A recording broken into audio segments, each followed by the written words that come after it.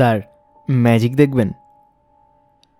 মিসির আলি বিরক্ত মুখে প্রশ্নকর্তার দিকে তাকালেন।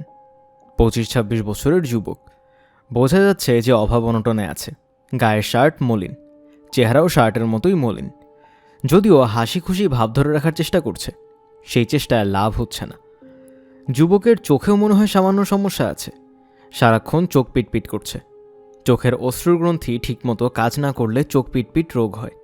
এর কি তাই হয়েছে? সে ক্ষুধার্ত। তাকে পিরিচে করে বিস্কুট এবং চানাচুর দেওয়া হয়েছিল, সে সবই খেয়েছে। বিস্কিটের কিছু কণা পড়েছিল তর্জনের মাথায়, সেই কণাগুলো মাখিয়ে সে জিভে ছোঁয়ালো। যুবকের নাম তিনি জানেন না, নাম জানার কোনো আগ্রহ বোধ করছেন না। তার কাছে যুবকটি কেন এসেছে তাও ধরতে পারছেন না। তিনি এমন কোনো মজার চরিত্র না যে তার সঙ্গে কথা বলে কেউ মজা পাবে। যুবক আবার বলল, স্যার, ম্যাজিক দেখবেন?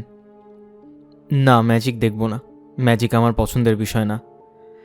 কেন পছন্দ না জানতে পারি? ম্যাজিকের ভেতর প্রতারণার একটা ব্যাপার থাকে। এই প্রতারণার অংশটা আমার অপছন্দ। আমি প্রতারণা পছন্দ করি না। স্যার, আমি যে ম্যাজিক দেখাবো তার মধ্যে কোনো প্রতারণা নেই, মেন্টাল ম্যাজিক। আমার অনেক দিনের শখ, আমি আমার মানসিক ক্ষমতার নমুনা আপনাকে দেখাই। তার কৌতূহল তো দ্রুত কমছে কেন? বয়সের সঙ্গে সঙ্গে মানুষের কৌতূহল কমতে থাকে, সেই কমার হারটাই বা কেমন? তোমার নাম কি? মনসুর। আপনার সঙ্গে আমার কিছু মিল আছে। আপনার নামে শুরু ম দিয়ে, আমার নামে শুরুও ম দিয়ে। আমি কি স্যার আমার মানসিক ক্ষমতার একটা ম্যাজিক আপনাকে দেখাবো? দেখলে আপনি খুবই মজা পাবেন। মিসির আলি হ্যাঁ বা না বলার আগেই মনসুর পকেটে হাত দিয়ে সিগারেটের প্যাকেট বের করল। হতদরিদ্র যুবকদের পকেটেও কেন জানি দামি সিগারেটের প্যাকেট থাকে, এর কাছে তা নেই। সমস্ত সিগারেটের প্যাকেটের ন্যাতন্যাতা ফিল্টারবিহীন সিগারেট। আমি ম্যাজিকটা দেখাবো সিগারেট দিয়ে। মনসুর একটা সিগারেট টেবিলের উপর রাখল, মেরুদণ্ড সোজা করে বসল। সিগারেটের দিকে এখন সে তাকিয়ে আছে তীক্ষ্ণ চোখে। তার মাথা নিচু হয়ে আছে, চোখ পিটপিটানিও বন্ধ। স্যার, ভালো করে দেখুন, আমি সিগারেটটা হাত দিয়ে স্পর্শও করিনি। আমি শুধু তাকিয়ে আছি। দেখুন চোখের দৃষ্টিতে আমি কি করছি। মিসির আলি মোটামুটি বিস্মিত হলেন। সিগারেট নড়ছে, গড়িয়ে এক জায়গা থেকে আরেক জায়গায় যাচ্ছে। বিস্মিত হবার মতোই ব্যাপার। যুবকের কপালে বিন্দু বিন্দু ঘাম, মুখের মাংসপেশি শক্ত হয়ে আছে। বোঝাই যাচ্ছে মানসিক ক্ষমতার এই ম্যাজিক দেখাতে তার রীতিমতো কষ্ট হচ্ছে। ঘন ঘন নিঃশ্বাস পড়ছে। স্যার, কেমন দেখলাম? ভালো, ইমপ্রেসিভ। এখন যা দেখালাম তার নাম টেলিকাইনেটিক্স। মানসিক শক্তির সাহায্যে বস্তুকে এক জায়গা থেকে আরেক জায়গায় সরানো। আপনি কি টেলিকাইনেটিক্সের কথা শুনেছেন? শুনেছি। ইসরায়েলের এক যুবক, তার নাম জুরি গেলার। সে মানসিক ক্ষমতা দিয়ে চামচ বাঁকা করে ফেলতে পারে। আমার এত ক্ষমতা নেই, তবে যা আছে তাও খারাপ না। চামচ বাঁকা করতে না পারলেও আমি পাতলা তার বাঁকা করতে পারি। ঠিক বলেছি না স্যার? মিসির আলি সামান্য নড়ে বসলেন, হ্যাঁ না কিছু বললেন না। টেবিলের উপর থেকে সিগারেট নিয়ে ঠোঁটে দিল। দেশলাই দিয়ে সিগারেট ধরালো। সিগারেট একবারে ধরল না, বেশ কয়েকটা কাঠি খরচ করতে হলো। একজন বয়স্ক মানুষ সামনে বসে আছে, তা নিয়ে তার মধ্যে কোনো সংকোচ দেখা গেল না। সিগারেট থেকে তীব্র গন্ধ আসছে, গাঁজার গন্ধ। মিসির আলির মন সামান্য খারাপ হলো। সিগারেট শেষ করে আমি আমার ক্ষমতার অন্য একটা ভার্সন আপনাকে দেখাবো, আপনি মজা পাবেন। আচ্ছা। আপনার সামনে সিগারেট টানছি, আপনি কিছু মনে করছেন না তো? সস্তা সিগারেট বলে এমন কড়া গন্ধ আসছে। আপনি যা ভাবছেন তা কিন্তু না, গাঁজা না। মনে করছি না। এখন স্যার, মোটা দেখে একটা বই আমার হাতে দিন। যতটা মোটা হয় তত ভালো। ডিকশনারি দিলে চলবে? চলবে। মনসুরের সিগারেট খাওয়া শেষ হয়নি। সে আধা খাওয়া সিগারেট ফেলে দিয়ে বই নিয়ে বসল। তার ধ্যানমগ্ন মূর্তি দেখতে ভালো লাগছে। মিসির আলি বেশ আগ্রহ নিয়ে তাকিয়ে আছেন। মনসুর তার দুই হাত দিয়ে কোমর ধরে আছে, একটু ঝুঁকে এসেছে বইয়ের দিকে। তার কপালে আবারও ঘামছে। ঘটনা যা ঘটছে তা বিস্ময়কর। বইয়ের পাতা একের পর এক উল্টে যাচ্ছে। স্যার, কেমন দেখছেন? ভালো। আমি হিপনোটিজমও পারি। যে কোনো মানুষের দিকে কিছুক্ষণ তাকিয়ে থেকে তাকে ঘুম পাড়িয়ে দিতে পারি। আচ্ছা, আজ অবশ্য পারবো না। আজ আমার মন ভালো নেই, কোনো কিছুতে কনসেন্ট্রেট করতে পারছি না। মন অসম্ভব খারাপ। এই মুহূর্তে আমার চেয়ে বেশি মন খারাপ মানুষ বাংলাদেশে আছে বলে মনে হয় না। মিসির আলি ঘড়ির দিকে তাকালেন। 6টা 10। সন্ধ্যা হয় হয় করছে। সন্ধ্যাবেলাটা তার একা থাকতেই ভালো লাগে। মানসিক ক্ষমতাওয়ালা কারো সামনে বসে থাকতে ইচ্ছা করে না। মনসুর এখনও বসে কেন তিনি বুঝতে পারছেন না। সে তার মেন্টাল ম্যাজিক দেখাতে চেয়েছিল, দেখানো হয়েছে। আরও কিছু কি বাকি আছে? নাকি সে তার ঘুম পাড়ানো ক্ষমতাও দেখাবে? যাবার আগে তাকে ঘুম পাড়িয়ে চলে যাবে। সন্ধ্যাবেলা তিনি চেয়ারে বাঁকা হয়ে বসে নাক ডাকিয়ে ঘুমাতে পারবেন। মনসুর আরেকটা সিগারেট ধরালো। মিসির আলি লক্ষ্য করলেন দেশলাই জ্বালানোর সময় তার হাত সামান্য কাঁপছে। পার্কিনসন্স ডিজিজ প্রাথমিক অবস্থায় এরকম হয়। এই যুবকের পার্কিনসন্স ডিজিজ আছে বলে মনে হচ্ছে না, তাহলে আঙুল কাঁপছে কেন? মানসিক অস্থিরতা, মনের প্রবল অস্থিরতা শরীরে ছায়া ফেলে, মনের প্রবল কাঁপুনি শরীরে চলে আসে। এই জাতীয় ক্ষমতা সবচেয়ে বেশি দেখা যায় যোগী সন্ন্যাসীদের মধ্যে, যাদের অনেকেই ওই লেভিটেশন করতে পারেন। লেভিটেশন হচ্ছে শূন্য ভাষা, অসম্ভব কোনো ব্যাপার না, দীর্ঘ সাধনার প্রয়োজন, সাধনা এবং মনের কনসেন্ট্রেশন। সাধনা আমি করে যাচ্ছি, সমস্যা একটাই, মনের একাগ্রতাটা আসছে না, মন খুব বিক্ষিপ্ত। আচ্ছা, লেভিটেশনের দিকে আমি অনেকটা এগিয়েছি, মাটি থেকে 1 ইঞ্চির মতো উঠতে পারি। আচ্ছা, বেশিক্ষণ থাকতে পারি না, 5-10 সেকেন্ড পারি। যুবক বিস্মিত চোখে তাকালো। তার বিস্মিত হবার কারণ আছে। মিসির আলি তাকিয়ে আছেন আগ্রহশূন্য চোখে। তার ভাবভঙ্গিতে এটা স্পষ্ট যে মানসিক ক্ষমতাধর যুবকটি বিদায় হলে তিনি খুশি হবেন। তিনি যুবকের শূন্য ভাষা দেখতে চান না। স্যার, আমি উঠি। আচ্ছা, আমার মেন্টাল ম্যাজিক মনে হয় আপনার ভালো লাগেনি। আমার ক্ষমতার ব্যাপারটা কেমন লেগেছে একটু কি বলবেন? মোটামুটি লেগেছে। মানুষের মনের ক্ষমতা অনুভবের ব্যাপার, মানসিক ক্ষমতার প্রত্যক্ষ প্রমাণ কখনোই পাওয়া যায় না। সেই প্রমাণ আমি দেখলাম, তারপরে আপনি বলছেন মোটামুটি? তা বলছি। আমি কি জানতে পারি এখন আপনি মোটামুটি না বললে চমৎকার কেন বলছেন না? অপ্রীতিকর একটা কথা এখন তাকে বলতে হবে। বলতে না পারলে তিনি খুশি হতেন, কিন্তু উপায় নেই। এই যুবক অপ্রীতিকর কথা বলতে তাকে বাধ্য করছে। মনসুর, তুমি যদি সত্যি তোমার মানসিক ক্ষমতার কোনো প্রমাণ দেখাতে আমি খুশি হতাম। তুমি যা দেখিয়েছ তা হচ্ছে সাধারণ ম্যাজিকের কৌশল। সিগারেট টেবিলের উপর রেখেছ, তারপর মাথা নিচু করে খুব সাবধানে ফু দিয়েছ। তুমি যা দেখিয়েছ তা মানসিক ক্ষমতা না, ফুসফুসের ক্ষমতা। মিসির আলি লক্ষ্য করলেন তার চোখ ধক করে জ্বলে উঠেই নিভে গেল। আমি কি ভুল বলেছি? না। তুমি তাহলে ওঠো। আপনার কি এখন কাজ আছে? আমার এখন কোনো কাজ নেই। কাজ থাকলেই যে আমি লোকজনের সঙ্গে গল্প করি তা না। আপনি আমাকে বাসা থেকে বের করে দিচ্ছেন তাও না।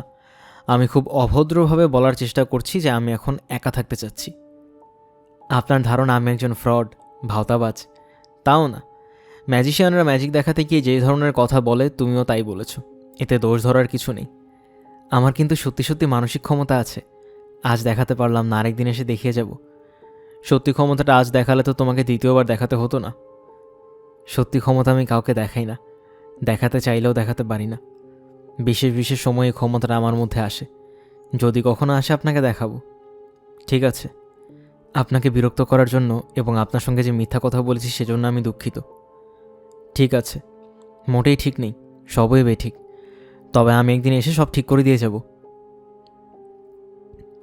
যুবক মাটিতে ফেলে দেয়া তার আধ খাওয়া সিগারেট আবার হাতে নিল। তামাকের কটু গন্ধে মাথা ধরে যাবার মতো অবস্থা হলো। মিসির আলি চোখ বন্ধ করে চেয়ারে এগিয়ে এলিয়ে দিলেন। কথাবার্তা পর্ব শেষ হয়েছে, এই সিগন্যাল দেয়া হলো। এরপরও মানসিক ক্ষমতা সম্পন্ন যুবক নিশ্চয়ই দাঁড়িয়ে থাকবে না। স্যার, যাই।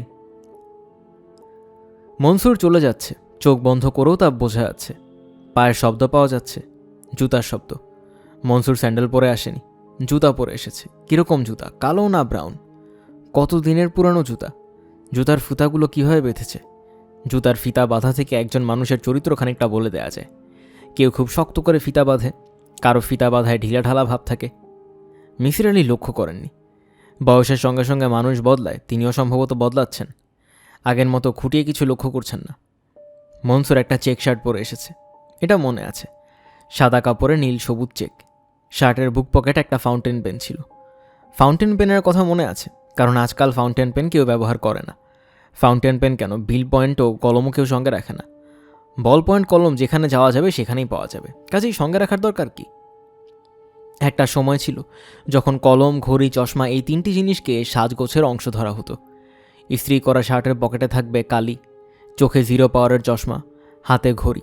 রেডিওতে যখন খবর পাঠ করা হবে তখন চট করে হাত ঘড়ির সময় মিলিয়ে নেওয়া কালচারের অঙ্গ ছিল। একে বলা হতো রেডিও টাইম। আজকাল কেউ বোধহয় খবর শুনে ঘড়ির টাইম ঠিক করে না। রেডিও টাইম বলেও বোধহয় কিছু নেই।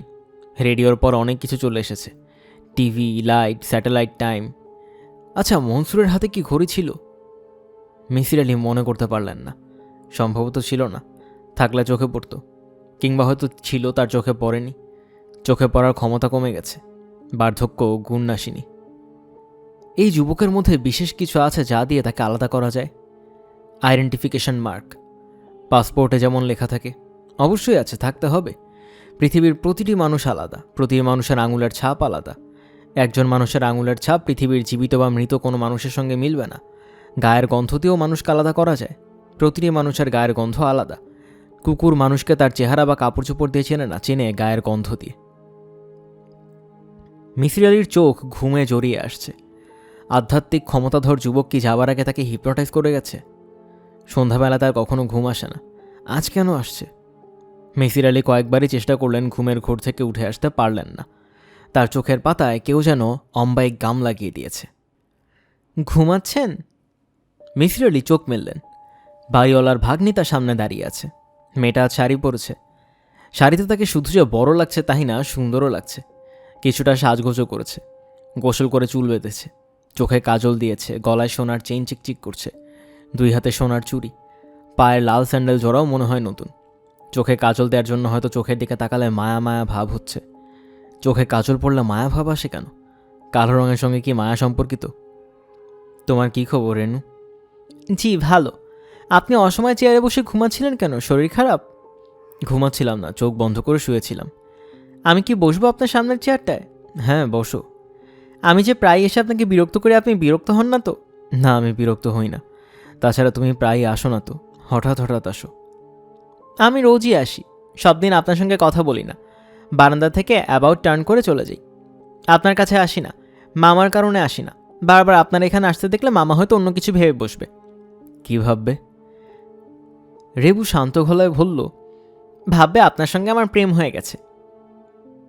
মিসির আলি মেয়েটির কথায় হকচকিয়ে গেলেও নিজেকে সামলালেন। চেয়ারে বসার ভঙ্গি খুব ভালো করে লক্ষ্য করলেন। সব মানুষ একভাবে চেয়ারে বসে না, এক একজন এক একভাবে বসে।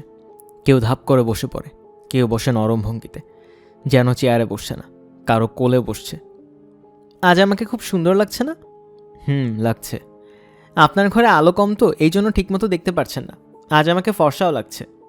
আচ্ছা, আজ আমি এত সাজগোজ করেছি কেন বলুন তো? বুঝতে পারছি না। কি আশ্চর্য, বলতে পারছেন না কেন? আপনার মামার ধারণা আপনার অসম্ভব বুদ্ধি এবং আপনি সব কিছু বলতে পারবেন। মামা কি বলে জানেন? মামা বলে আপনি যে কোনো মানুষকে 5 মিনিট চোখের দেখা দেখে বলে দিতে পারেন 2 দিন আগে দুপুরবেলা সে কোন তরকারি দিয়ে ভাত খেয়েছিল। তাই নাকি? হ্যাঁ। রেবুর মামা আজমল সাহেবের তার প্রসঙ্গে উচ্চ ধারণার কথা মিসির আলি জানেন। সেই ধারণা এতটা উঁচুতে তা জানতেন না। মানুষ বাড়িয়ে কথা বলতে ভালোবাসে, এই ভদ্রলোক অনেক বেশি ভালোবাসেন। বলুন তো, আজ দুপুরবেলা আমি কি দিয়ে ভাত খেয়েছি? ইলিশ মাছ দিয়ে কচুর লতিও রান্না হয়েছিল। তুমি কচুর লতি খাওনি? আশ্চর্য, কি করে বললেন? কি করে বললাম সেটা তো আমি বলবো না। প্লিজ বলুন, আমি আপনার পায়ে পড়ি। কথার কথা না, আমি কিন্তু সত্যি আপনার পায়ে ধরবো। প্রশ্নের উত্তর না দেওয়া পর্যন্ত পা ছাড়বো না। আমি পাগল টাইপ মেয়ে, যা বলি তা করে ফেলি। আজ সকালে তোমার মামা যখন বাজার করে ফিরছিলেন তখন আমি বারান্দায় বসা। তোমার মামা বললেন বাজারে কিছু পাওয়া যাচ্ছে না, মাছের মধ্যে শুধু ইলিশ। আমি দেখলাম বাজারের ব্যাগে 2টা ইলিশ মাছ আর কচুর লতি। তুমি একবার বলেছিলে তুমি কচুর লতি খাও না, তোমার গলা কুটকুট করে। কাজেই সব মিলিয়ে ঝিলিয়ে বলেছি আমার কোনো আধ্যাত্মিক ক্ষমতা নেই। আমি প্রায় বিশ্বাস করে ফেলেছিলাম আপনার অনেক ক্ষমতা। আজ আমি সাজগোজ করেছি কারণ হলো আজ বিকেলে আমাকে দেখতে আসার কথা ছিল। আমাকে বিয়ে দেবার খুব চেষ্টা করা হচ্ছে, প্রায়ই লোকজন আমাকে দেখতে আসছে। আজ যাদের দেখতে আসার কথা ছিল তারা দেখতে আসেনি। খবর পাঠিয়েছে একটা জরুরি কাজে আটকা পড়েছে বলে আসতে পারছে না, পর এক সময় আসবে। আমার ধারণা এরা আর কোনোদিনই আসবে না। এরকম ধারণা কেন? বিয়ের কথাবার্তা হলে সবাই মেয়ে সম্পর্কে গোপনে খোঁজ খবর নেয়। এরাও আমার সম্পর্কে খোঁজ করে ভয়ঙ্কর খবরটা জেনে ফেলেছে। আমার জীবনে একটা ভয়ঙ্কর খবর আছে। ভয়ঙ্কর খবরটা কি? আমার যখন 16 বছর বয়স তখন আমি পাগল হয়ে গিয়েছিলাম। 1 বছরের মতো পাগল ছিলাম। জেনে শুনে কেউ কি আর পাগল বউ ঘরে আনবে? এখন তো আর তুমি পাগল না। এখন পাগল না, তবে খুব সামান্য। আচ্ছা আমি উঠি, সন্ধ্যা হয়ে যাচ্ছে তো। সন্ধ্যাবেলা আপনার ঘরে বসে থাকলে মামা খুব রাগ করবে, খারাপ কিছু ভাববে। খুব খারাপ কিছু? খুব খারাপ বলতে আমি কি বোঝাতে চাচ্ছি বুঝতে পারছেন তো? অবশ্যই বুঝতে পারছেন, আপনার যা বুদ্ধি। আবার এসো। আপনাকে বলতে হবে না, আমি আসবো। আপনি তো আর জানেন না, আপনি আমাকে যা করতে বলবেন আমি তাই করব। আপনি যদি আমাকে রাত 3টার সময় আসতে বলেন আমি আসব, যদিও জানি আপনি সেটা কখনো করবেন না। রেবু ঠিকই বলেছে, তার পাগলামি পুরোপুরি সারেনি, এখনও বেশ খানিকটা আছে। আচ্ছা, কিছুক্ষণ একটা লোক এসেছিল আপনার কাছে, সে কে? তার নাম মনসুর। লোকটা অনেকক্ষণ আপনার কাছে ছিল? হ্যাঁ। কে আপনার কাছে আসে, কখন আসে, কতক্ষণ থাকে আমি সব খেয়াল রাখি। আচ্ছা, লোকটা কিন্তু ভালো না, আপনি ওকে আপনার কাছে আসতে নিষেধ করে দেবেন। লোকটা ভালো না বুঝলে কি করে? সে যখন চলে যাচ্ছিল তখন আমি দোতলার বারান্দায় দাঁড়িয়েছিলাম, লোকটা আমার দিকে তাকালো, খুব খারাপভাবে তাকিয়েছিল। আপনি অবশ্যই তাকে এখানে আসতে নিষেধ করে দেবেন। আচ্ছা, যদি দেখি সে আবারও আপনার কাছে এসেছে তাহলে আমি কিন্তু খুব রাগ করব। আজ যাই। আচ্ছা, আপনার জন্য কি চা বানিয়ে ফ্লাস্কে করে পাঠিয়ে দেব? না, দরকার নেই। অবশ্যই দরকার আছে, সন্ধ্যাবেলা মানুষের চা খেতে ইচ্ছে করে না। আমি চা পাঠিয়ে দেব, ঘরে যদি কোনো খাবার থাকে তাও পাঠাবো। মনে হয় নেই, আমাদের বাসায় বিকেলে নাস্তা খাবার চল নেই, সন্ধ্যা মিলাতে না মিলাতে সবাই চা খেয়ে ফেলে। যাই হোক, আমি আপনার জন্য চা পাঠাচ্ছি। ঠিক আছে। সুগার পটে আলাদা করে চিনি দিয়ে দিব, কষ্ট করে নিজে মিশিয়ে নেবেন, পারবেন না? পারবো। মিসির আলি মনে মনে হাসলেন। চা পাঠানোর কথা, নাস্তা পাঠানোর কথা এই মেয়ে আগে অনেকবার বলেছে, চা নাস্তা কখনোই আসেনি, আজও আসবে না। মেয়েটি সম্পর্কে মিসির আলি তেমন কিছু জানেন না। সে চাঁদপুরে থাকে, ইন্টারমিডিয়েট পরীক্ষা দিয়ে মামার কাছে বেড়াতে এসেছে। মামা মেয়েটির বিয়ে দেবার চেষ্টা করছেন। রেবু সম্পর্কে এইটুকু তথ্য তার কাছে আছে। আজ তার সঙ্গে যুক্ত হয়েছে আরেকটি তথ্য, 16 বছর বয়সে মেয়েটি পাগল হয়ে গিয়েছিল। খুবই ভয়াবহ তথ্য। ভয়াবহ কারণ পাগলামিকে এক ধরনের অসুখ বলা হলেও এই অসুখের জাত আলাদা। এই অসুখ মানুষের কনসেন্সকে আক্রমণ করে। কনসেন্স হচ্ছে মানুষের অস্তিত্ব। যে অসুখ অস্তিত্বের শিকড় ধরে টান দেয় সেই অসুখ অসুখ না, অন্য কিছু। সন্ধ্যা হয়ে আসছে। মিসির আলি চেয়ারে বসে আছেন। তার মধ্যে এক ধরনের অস্থিরতা, যেন কোনো একটা জটিল হিসাব মিলছে না। জটিল হিসাবের ব্যাপারটা আসছে কেন তাও বুঝতে পারছেন না। আজ সারাদিন 3জন মানুষের সঙ্গে কথা হয়েছে, রেবুর মামা, মনসুর এবং রেবু। এরা এমন কিছু কি করেছে যা তিনি সারাদিন ধরতে পারেননি? তার অবচেতন মন ধরে ফেলেছে, এবং অবচেতন মন চেতন মনের কাছে একটু পরপর খবর পাঠাচ্ছে। অবচেতন মন খবর পাঠায় নানা ধরনের প্রতীকের মাধ্যমে, ধাঁধার মাধ্যমে। সেই সব প্রতীক এবং রিডলস ডিকোড করার দায়িত্ব চেতন মনের। চেতন মন তা করতে পারছে না। আচ্ছা, এক এক করে ধরা যাক। প্রথমে রেবুর মামা আজমল সাহেব, আজমল হোসেন, বয়স 40 থেকে 50, রোগী, সামান্য হাঁপানির মতো আছে, জর্দা দিয়ে প্রচুর পান খান, ব্যবসায়ী মানুষ, বাড়ি ভাড়া দেন, কর্মটাইপ, সারাদিন কাজ করেন, রাত 10টার মধ্যে শুয়ে পড়েন। ব্যবসায়ীদের কখনো সুনিদ্রা হয় না, তার হয়। মোটামুটি রুটিনে বাঁধা জীবন। সপ্তাহে 3 দিন বাজার করেন, বুধ, শুক্র, রবি। রবিবারে আমিন বাজার থেকে গরুর মাংস কেনেন। বৃহস্পতিবার রাতটা ধর্মকর্মের জন্য আলাদা করা। সেদিন সন্ধ্যায় কাকরাইল মসজিদে যান মাগরিবের নামাজ পড়তে। নামাজ শেষ করে বাসায় ফিরে এসে স্টোর শাড়ির ছাদের ঘরে জিকির করেন। মিসির আলি 1 বছর হলে এই বাড়িতে সাবলেট থাকেন। 1 বছর রুটিনের ব্যতিক্রম হতে দেখেননি। মনসুর নামে যুবকটির কথা ভাবা যাক। মনসুর কি তার আসল নাম? কেন জানি মনে হয় মনসুর তার আসল নাম না। কেন জানি মনে হচ্ছে আবার কি, কারণে মানুষের কিছু মনে হয় না। প্রতিটি মনে হবার পেছনে কোনো না কোনো কারণ থাকতে হবে। মনসুর যুবকটির আসল নাম না এটা মনে হবার কারণ, মনসুর শব্দটা সে অদ্ভুত ভালো উচ্চারণ করছে, এটাই কি কারণ? সেই 2 সিলেবেলেই মন বলে মনসুর। মনসুর যদি যুবকটির নাম হতো তাহলে সে 1 সিলেবলেই উচ্চারণ করত। শব্দটির সঙ্গে সে খুব পরিচিত নয় বলেই না। যুক্তিটা মিসির আলির পছন্দ হচ্ছে না। ভাষা ভাষা যুক্তি। মনে হচ্ছে তিনি জলের উপর উড়াউড়ি করছেন, জল স্পর্শ করতে পারছেন না। রাত 10টা। বাইরে ঝুমঝুম বৃষ্টি হচ্ছে। মিসির আলি বাড়ির যে অংশে থাকেন তার বারান্দায় টিনের চালা। বৃষ্টির শব্দ সে কারণেই স্পষ্ট। বাড়ির সঙ্গে কোনো বড় গাছ থাকলে গাছের পাতায় বৃষ্টি হতো। গাছের পাতায় পড়া বৃষ্টির শব্দও অদ্ভুত হয়। কিছুক্ষণ শুনলে নেশা ধরে যায়। বৃষ্টির সঙ্গে বাতাস হচ্ছে, বেশ ভালো বাতাস। বাতাসের জন্য বৃষ্টি পড়ার একটানা শব্দে হেরফের হচ্ছে, কখনো বাড়ছে, কখনো হঠাৎ করে মিলিয়ে যাচ্ছে। মনে হচ্ছে কনসার্ট শুনছেন। 2 বার ইলেকট্রিসিটি যাই যাই করেও যায়নি, এখন 3য়বারের মতো যাই যাই করছে। ভোল্টেজ নেমে গেছে। 100 পাওয়ারের আলো থেকে এখন 10 পাওয়ারের মতো আলো আসছে। মিসির আলি তাকিয়ে আছেন বাইরের দিকে। বাতাসের সঙ্গে বৃষ্টির শব্দ যেমন ওঠানামা করছে, বাল্বের আলো ওঠানামা করছে। বাল্বের কাছে পেট মোটা একটা টিকটিকি। সে শিকার ধরার চেষ্টা করছে। বাল্বের আলোয় ওঠানামার কারণে তার মনে হয় বেশ অসুবিধাই হচ্ছে। ঠিকমতো নিশানা করতে পারছে না, শিকার আটকাতে পারছে না। নিম্ন শ্রেণীর কীটপতঙ্গরা ব্রাণ নির্ভর জীবনযাপন করে। আলোর ওঠানামায় টিকটিকির অসুবিধা হবে কেন? সে ভরসা করবে তার ঘ্রাণ শক্তির উপর। মিসির আলি বালু থেকে তার দৃষ্টি পুরোপুরি টিকটিকিটার উপর নিয়ে নিলেন। বেশ উত্তেজনাময় দৃষ্টি। টিকটিকিটা পোকা নিয়ে খেলছে না, পোকা টিকটিকি নিয়ে খেলছে, ঠিক বোঝা যাচ্ছে না। পোকাটা উড়তে পারে, তার উচিত উড়ে গিয়ে নিরাপদ কোনো জায়গায় গিয়ে বসা। সে তা করছে না, আলোর পাশে উড়াউড়ি করছে।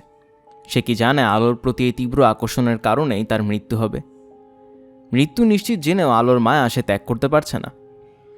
মানুষ কীটপতঙ্গ নয় বলেই তার চিন্তাভাবনা অন্যরকম। মৃত্যু নিশ্চিত জেনেও সে অন্ধকারের মায়া ত্যাগ করতে পারে না। মানুষ কি ভালোবাসে অন্ধকার? কীটপতঙ্গ আলো ভালোবাসে। মিসির আলির ভুরু কুঞ্চিত হলো। তার হঠাৎ করে কেন যেন মনে হলো মানুষ অন্ধকার ভালোবাসে। মানুষ আলোর সন্তান, সে সবসময় আলো ভালোবাসছে। অন্ধকার ভালোবেসেছে এমন মানুষের সংখ্যা অতি নগণ্য। বাল্বের পাশে পোকাটাকে আর দেখা যাচ্ছে না। খাদক জয়লাভ করেছে, খাদ্য পরাজিত। মিসির আলি চিন্তিত বোধ করছেন। এরকম বৃষ্টি আরও ঘণ্টাখানেক হলে ঘরে পানি ঢুকে যাবে। নর্দমার দুর্গন্ধ পানি একসময় নেমে যাবে, কিন্তু গন্ধ থেকে যাবে। দরজায় খটখট শব্দ হচ্ছে। মিসির আলি কে বলে চিৎকার দিলেন না, কারণ দরজা কে খটখট করছে তিনি জানেন। বাড়িওয়ালা। এই ভদ্রলোক কড়া নাড়েন না, কড়া ধরে হ্যাচকা টান দেন। কড়া খুলে আনতে চান। হ্যাচকা টান দিয়ে কড়া নাড়তে তিনি আগে কাউকে দেখেননি। মিসির আলি দরজা খুলে বিস্মিত হয়ে বললেন, কী ব্যাপার? আজমল সাহেব মাথায় ছাতা ধরে দাঁড়িয়ে আছেন। তিনি বিরক্ত গলায় বললেন, আপনার টেলিফোন খুব নাকি জরুরি, আসুন তো। বাড়িওয়ালার টেলিফোন নাম্বার তিনি কাউকে দেননি। তিনি নিজেই জানেন না, কাজী নাম্বার অন্যকে দেওয়ার প্রশ্ন আসে না। জরুরি টেলিফোন মানে অসুখ বিসুখ। মিসির আলির পরিচিত এমন কেউ নেই যার অসুখে জরুরি ভিত্তিতে তার খোঁজ পড়বে। আরে দেরি করছেন কেন, চলুন। টেলিফোন ধরতে ইচ্ছা করছে না। তাদের বলুন আমি শুয়ে পড়েছি। মিথ্যা বলা হবে না, কারণ আমি শুয়েছিলাম। খুবই জরুরি কল, জরুরি না হলে ঝড় বৃষ্টির রাতে কেউ কল করে নাকি? মিসির আলি অনিচ্ছার সঙ্গে পাঞ্জাবি গায়ে দিলেন। তখন ইলেকট্রিসিটি চলে গেল। পাঞ্জাবি উল্টা হয়েছে, পকেট ভেতরের দিকে চলে গেছে। পাঞ্জাবি ঠিক করতে ইচ্ছা হচ্ছে না। আজমল সাহেব সাবধানী মানুষ। ইলেকট্রিসিটি থাকা সত্ত্বেও তিনি ব্যাটারির একটা টর্চ সাথে নিয়ে এসেছেন। টর্চটা এখন কাজে আসছে। আজমল সাহেব বললেন, দরজায় তালা না দিয়েই তো রওনা হচ্ছেন, তালা দিন। এখন তালা খুঁজে পাবো না। টর্চটা নিয়ে খুঁজে বের করুন। ঘর খোলা রেখে যাবেন নাকি? অসুবিধা নেই। অবশ্যই অসুবিধা আছে, আমি প্রায়ই লক্ষ্য করেছি। দরজায় তালা না দিয়ে আপনি বাইরে যান, এটা ঠিক না। পাঞ্জাবিও দেখি উল্টা পরেছেন। পাঞ্জাবি ঠিক করে পড়ুন। মেয়েরা উল্টা শাড়ি পরলে নতুন শাড়ি পায়, ছেলেরা উল্টা কাপড় পরলে অসুখে পড়ে, এটা পরীক্ষিত সত্য। আজমল সাহেবের বসার ঘরে টেলিফোন। সেখানেই বাড়ির মেয়েরা ভিসিআরের ছবি দেখছে। ইলেকট্রিসিটি নেই, এদের জেনারেটরও নেই, তারপরেও টিভি ভিসিআর চলছে কি করে? দর্শকরা মিসির আলির দিকে তাকালো। তিনি সংকুচিত বোধ করলেন। অকারণে এতগুলো মানুষের বিরক্তি তৈরি করা। টেলিফোন না ধরলেই তো হতো। টেলিফোন নিয়ে যে দূরে চলে যাবেন সে উপায় নেই। কথাবার্তা ভিসিআরের দর্শকদের সামনেই বলতে হবে। হ্যালো, মিসির আলি সাহেব কথা বলছেন? জি। আমাকে চিনতে পারছেন? জি না। গলার স্বরটি কি চেনা চেনা মনে হচ্ছে না? আমি টেলিফোনে গলার স্বর চিনতে পারি না। আপনাদের দিকে কি বৃষ্টি হচ্ছে? হচ্ছে। ক্যাটস অ্যান্ড ডগস মুষলধারে? হ্যাঁ, মুষলধারে। আপনাদের ওদিকে ইলেকট্রিসিটি চলে গেছে না আছে? টেলিফোনে একজন পুরুষ কথা বলছে। সে তার গলার স্বর বদলানোর চেষ্টা করছে। গলা ভারী করে কথা বলছে। এটা কোনো জরুরি কল না, লুইসেন্স কল। মানুষকে বিরক্ত করে আনন্দ পাওয়ার জন্য এ ধরনের টেলিফোন করা হয়। টেলিফোনের এক পর্যায়ে ভয় দেখানোর চেষ্টা থাকে। মিসির আলি সাহেব? জি। আমি আপনার খুবই পরিচিত একজন। ভালো। আপনি কি আমার উপর বিরক্ত হচ্ছেন? হচ্ছি। আপনি অকারণে কথা বলে যাচ্ছেন, মূল কথাটা বলুন। মূল কথা অবশ্যই বলবো। কথাটা ভয়াবহ বলে সামান্য সময় নিচ্ছি। আচ্ছা, আপনি কি অপরিচিত মানুষের কথা বিশ্বাস করেন? কি বলতে চাচ্ছেন বলুন, আমি টেলিফোন রেখে দেব। আমি টেলিফোন করেছি আপনাকে সাবধান করার জন্য। আপনি একটা ভয়ঙ্কর বাড়িতে বাস করছেন। আচ্ছা, রেবু নামের একটা মেয়ের সঙ্গে আপনার পরিচয় হয়েছে না? অল্প বয়সী মেয়ে, তার মামার বাসায় থাকতে এসেছে। এই মেয়ে একটা ভয়ঙ্কর মেয়ে। কোন অর্থে? সব অর্থে। মেয়েটা খুনি? আপনি আমার কথা বিশ্বাস করছেন না? আপনার কথা কি শেষ হয়েছে? প্রায় শেষ। মেয়েটা তার স্বামীকে আর 3 মাস বয়সী মেয়েকে খুন করেছে। পুলিশি মামলা হয়, অবশ্য মেয়েটা ছাড়া পায়। মেয়েটা তার মাকেও খুন করেছে। এখন যে বাড়িতে আছে সে বাড়ির কেউ না কেউ অবশ্যই খুন হবে, কিন্তু কেউ কিছু ধরতে পারবে না। আপনি এসব বিষয় নিয়ে কাজ করেন, আপনাকে এই কারণেই জানালাম। আচ্ছা, মেয়েটি যে তার স্বামী সন্তানকে খুন করেছে সেটি নিয়ে কাগজে নিউজ হয়েছিল। তার কাটিং আমি পোস্ট করে আপনাকে ঠিকানায় পাঠিয়েছি, 2-1 দিনের মধ্যে পাবেন। স্যার, আমার কথাকে আপনার কাছে মিথ্যা বলে মনে হচ্ছে? মানুষের কথা আমি চট করে বিশ্বাস করি না, আবার অবিশ্বাসও করি না। স্যার, আপনি কি আমাকে এখনও চিনতে পারেননি? চিনতে পেরেছি, তুমি মনসুর। জি। কে খুন হবে বলবো স্যার? মিসির আলি রিসিভার নামিয়ে রাখলেন। ভিসিআর দর্শকদের মধ্যে রেবু বসে আছে। সে তাকিয়ে আছে মিসির আলির দিকে। মিসির আলির চোখে চোখ পড়তেই সে চোখ ফিরিয়ে নিল। মেয়েটি তাকে চিনতে না পারার ভঙ্গি করছে, কিংবা এও হতে পারে খুব ভালো কোনো ছবিই চলছে। মেয়েটা ছবি থেকে চোখ সরাতে পারছে না, তার সমস্ত মনোযোগ টিভি পর্দায়। মানুষ একসঙ্গে 2 জায়গায় মনোযোগ দিতে পারে না। মেয়েটিকে ভয়াবহ খুনি বলে মনে হচ্ছে। সহজ সরল মুখ, যে ভঙ্গিতে বসে আছে তার মধ্যেও আরামদায়ক আলস্য আছে। মিসির আলি উঠে দাঁড়ালেন। আজমল সাহেব বললেন, চা খেয়ে যান, চা দিতে বলেছি। রাতের খাওয়া কি হয়েছে? জি হয়েছে। নিজে রেঁধেছেন? জি। আপনার জন্য একটা কাজের মেয়ে আনতে বলেছি। ময়মনসিংহের দিকে আমার কর্মচারীরা যায়, ওদের বলেছি একজন আনতে। ময়মনসিংহের কাজের মেয়ে ভালো হয়। তাই নাকি? জি, এক একটার জন্য এক এক জায়গা। মাটি কাটা লেবারের জন্য ভালো ফরিদপুর, অফিসের পিয়ন দারোগার জন্য রংপুর, আর কাজের মেয়ের জন্য ময়মনসিংহ। আমি এইভাবে কখনো বিবেচনা করিনি। টেলিফোনে কোনো দুঃসংবাদ পেয়েছেন নাকি? জি না, যেভাবে আপনাকে চেয়েছিল ভাবলাম দুঃসংবাদ। মিসির আলি চা খেলেন, পান খেলেন। পানে প্রচুর জর্দা ছিল বলে মাথা ঘুরতে লাগলো। তিনি উঠে দাঁড়িয়ে বললেন, ভাই সাহেব, আজ যাই। যাই করছেন কেন? ইলেকট্রিসিটি আসুক তারপরে যাবেন। বসেন, ছবি দেখেন। নতুন ইউপিএস লাগিয়েছি, কারেন্ট চলে গেলে 2-3 ঘন্টা টিভি চলে, ফ্যান ঘোরে। সায়েন্স ধাই ধাই করে কোথায় যে চলে যাচ্ছে। পয়সা খরচ করে ইউপিএস লাগিয়ে ভালো করেছি না? জি ভালো। পয়সা থাকলে সবই করা যায়। আমার এক বন্ধু গাজীপুর জঙ্গলে বাড়ি বানিয়েছে, সেখানেও সে সোলার এনার্জির ব্যবস্থা করেছে। সূর্যের আলো থেকে সোলার প্যানেল দিয়ে ইলেকট্রিসিটি। তাই নাকি? আপনাকে একদিন নিয়ে যাব। অবশ্য আপনাকে কোথাও যেতে দেখি না, যখনই দেখি হাতে বই। এত পড়লে চোখের তো 12টা বেজে যাবে। চোখের ক্ষতি যখন হয়েছে আর একটু হোক, আসুন ছবি দেখি। মাঝখান থেকে দেখলে কি ভালো লাগবে? হিন্দি ছবি যে কোনো জায়গা থেকে দেখা যায়, হিন্দি ছবির আগা মাথা বলে কিছু নেই। মিসির আলিকে ছবি দেখতে হলো। মনে হচ্ছে ভ্রাতৃপ্রেম বিষয়ক কাহিনী। 2 ভাইয়ের, একজন পুলিশ অফিসার, একজন দুর্ধর্ষ খুনি। তবে খুনি হলেও সে সমাজসেবক, দুষ্ট লোকের জম। পুলিশ তাই ধরতে চেষ্টা করছে দুর্ধর্ষ ভাইকে। এদিকে আবার একই মেয়ে 2 ভাইকে ভালোবাসে, কাউকে বেশি বা কাউকে কম না, দুজনকেই সমান সমান। দুজনকেই সে বিয়ে করতে চায়। আজমল সাহেব বললেন, গল্পটা কোনো সমস্যাই না। 2 ভাইয়ের একজন মারা যাবে, যে বেঁচে থাকবে মেয়েটার বিয়ে হবে তার সঙ্গে, সবই ফর্মুলা। মিসির আলি এখন আগ্রহ নিয়েই ছবি দেখছেন। ফর্মুলা ব্যাপারটা সত্যি কিনা জানতে চান। সবই ফর্মুলা, এই বাক্যটি তার পছন্দ হয়েছে। আসলেই তো সবই ফর্মুলা। পৃথিবী ফর্মুলার মতো তার উপর ঘুরছে। ফর্মুলা মতোই আসছে শীত, গ্রীষ্ম, বর্ষা, হেমন্ত। তরুণ তরুণী বিয়ে করছে, ফর্মুলা মতো তাদের ঘরে সন্তান আসছে, সবই ফর্মুলা। মিসির আলি সাহেব? জি। আপনার ঘরে তো টিভি ভিসিআর কিছুই নেই, ছবি যখন দেখতে ইচ্ছা করবে চলে আসবেন। আচ্ছা, আপনাকে আমি পরিবারের একজন বলে মনে করি। আপনি একা একা থাকেন, খুবই মায়া লাগে। মিসির আলি ছবির দিকে মন দিতে পারছেন না। বাড়িওয়ালা ক্রমাগত কথা বলে যাচ্ছেন, তবে এ বাড়ির অন্যদের তাতে অসুবিধা হচ্ছে না। তার আজমল সাহেবের ধারাবাহিক কথা বলার মধ্যেও ছবি দেখতে অভ্যস্ত। মিসির আলি সাহেব? জি। বিয়ে শাদির কথা কি কিছু ভাবছেন? পুরুষ মানুষ যে কোনো বয়সে বিবাহ করতে পারে। হাসান হোসেনকে মোরাল যে ইয়াজিদ তার পিতা 80 বছর বয়সে বিবাহ করেছিলেন। বিষাদ সিন্ধুতে পড়েছি, মারাত্মক বই। পড়েছেন? জি। কতবার পড়েছেন?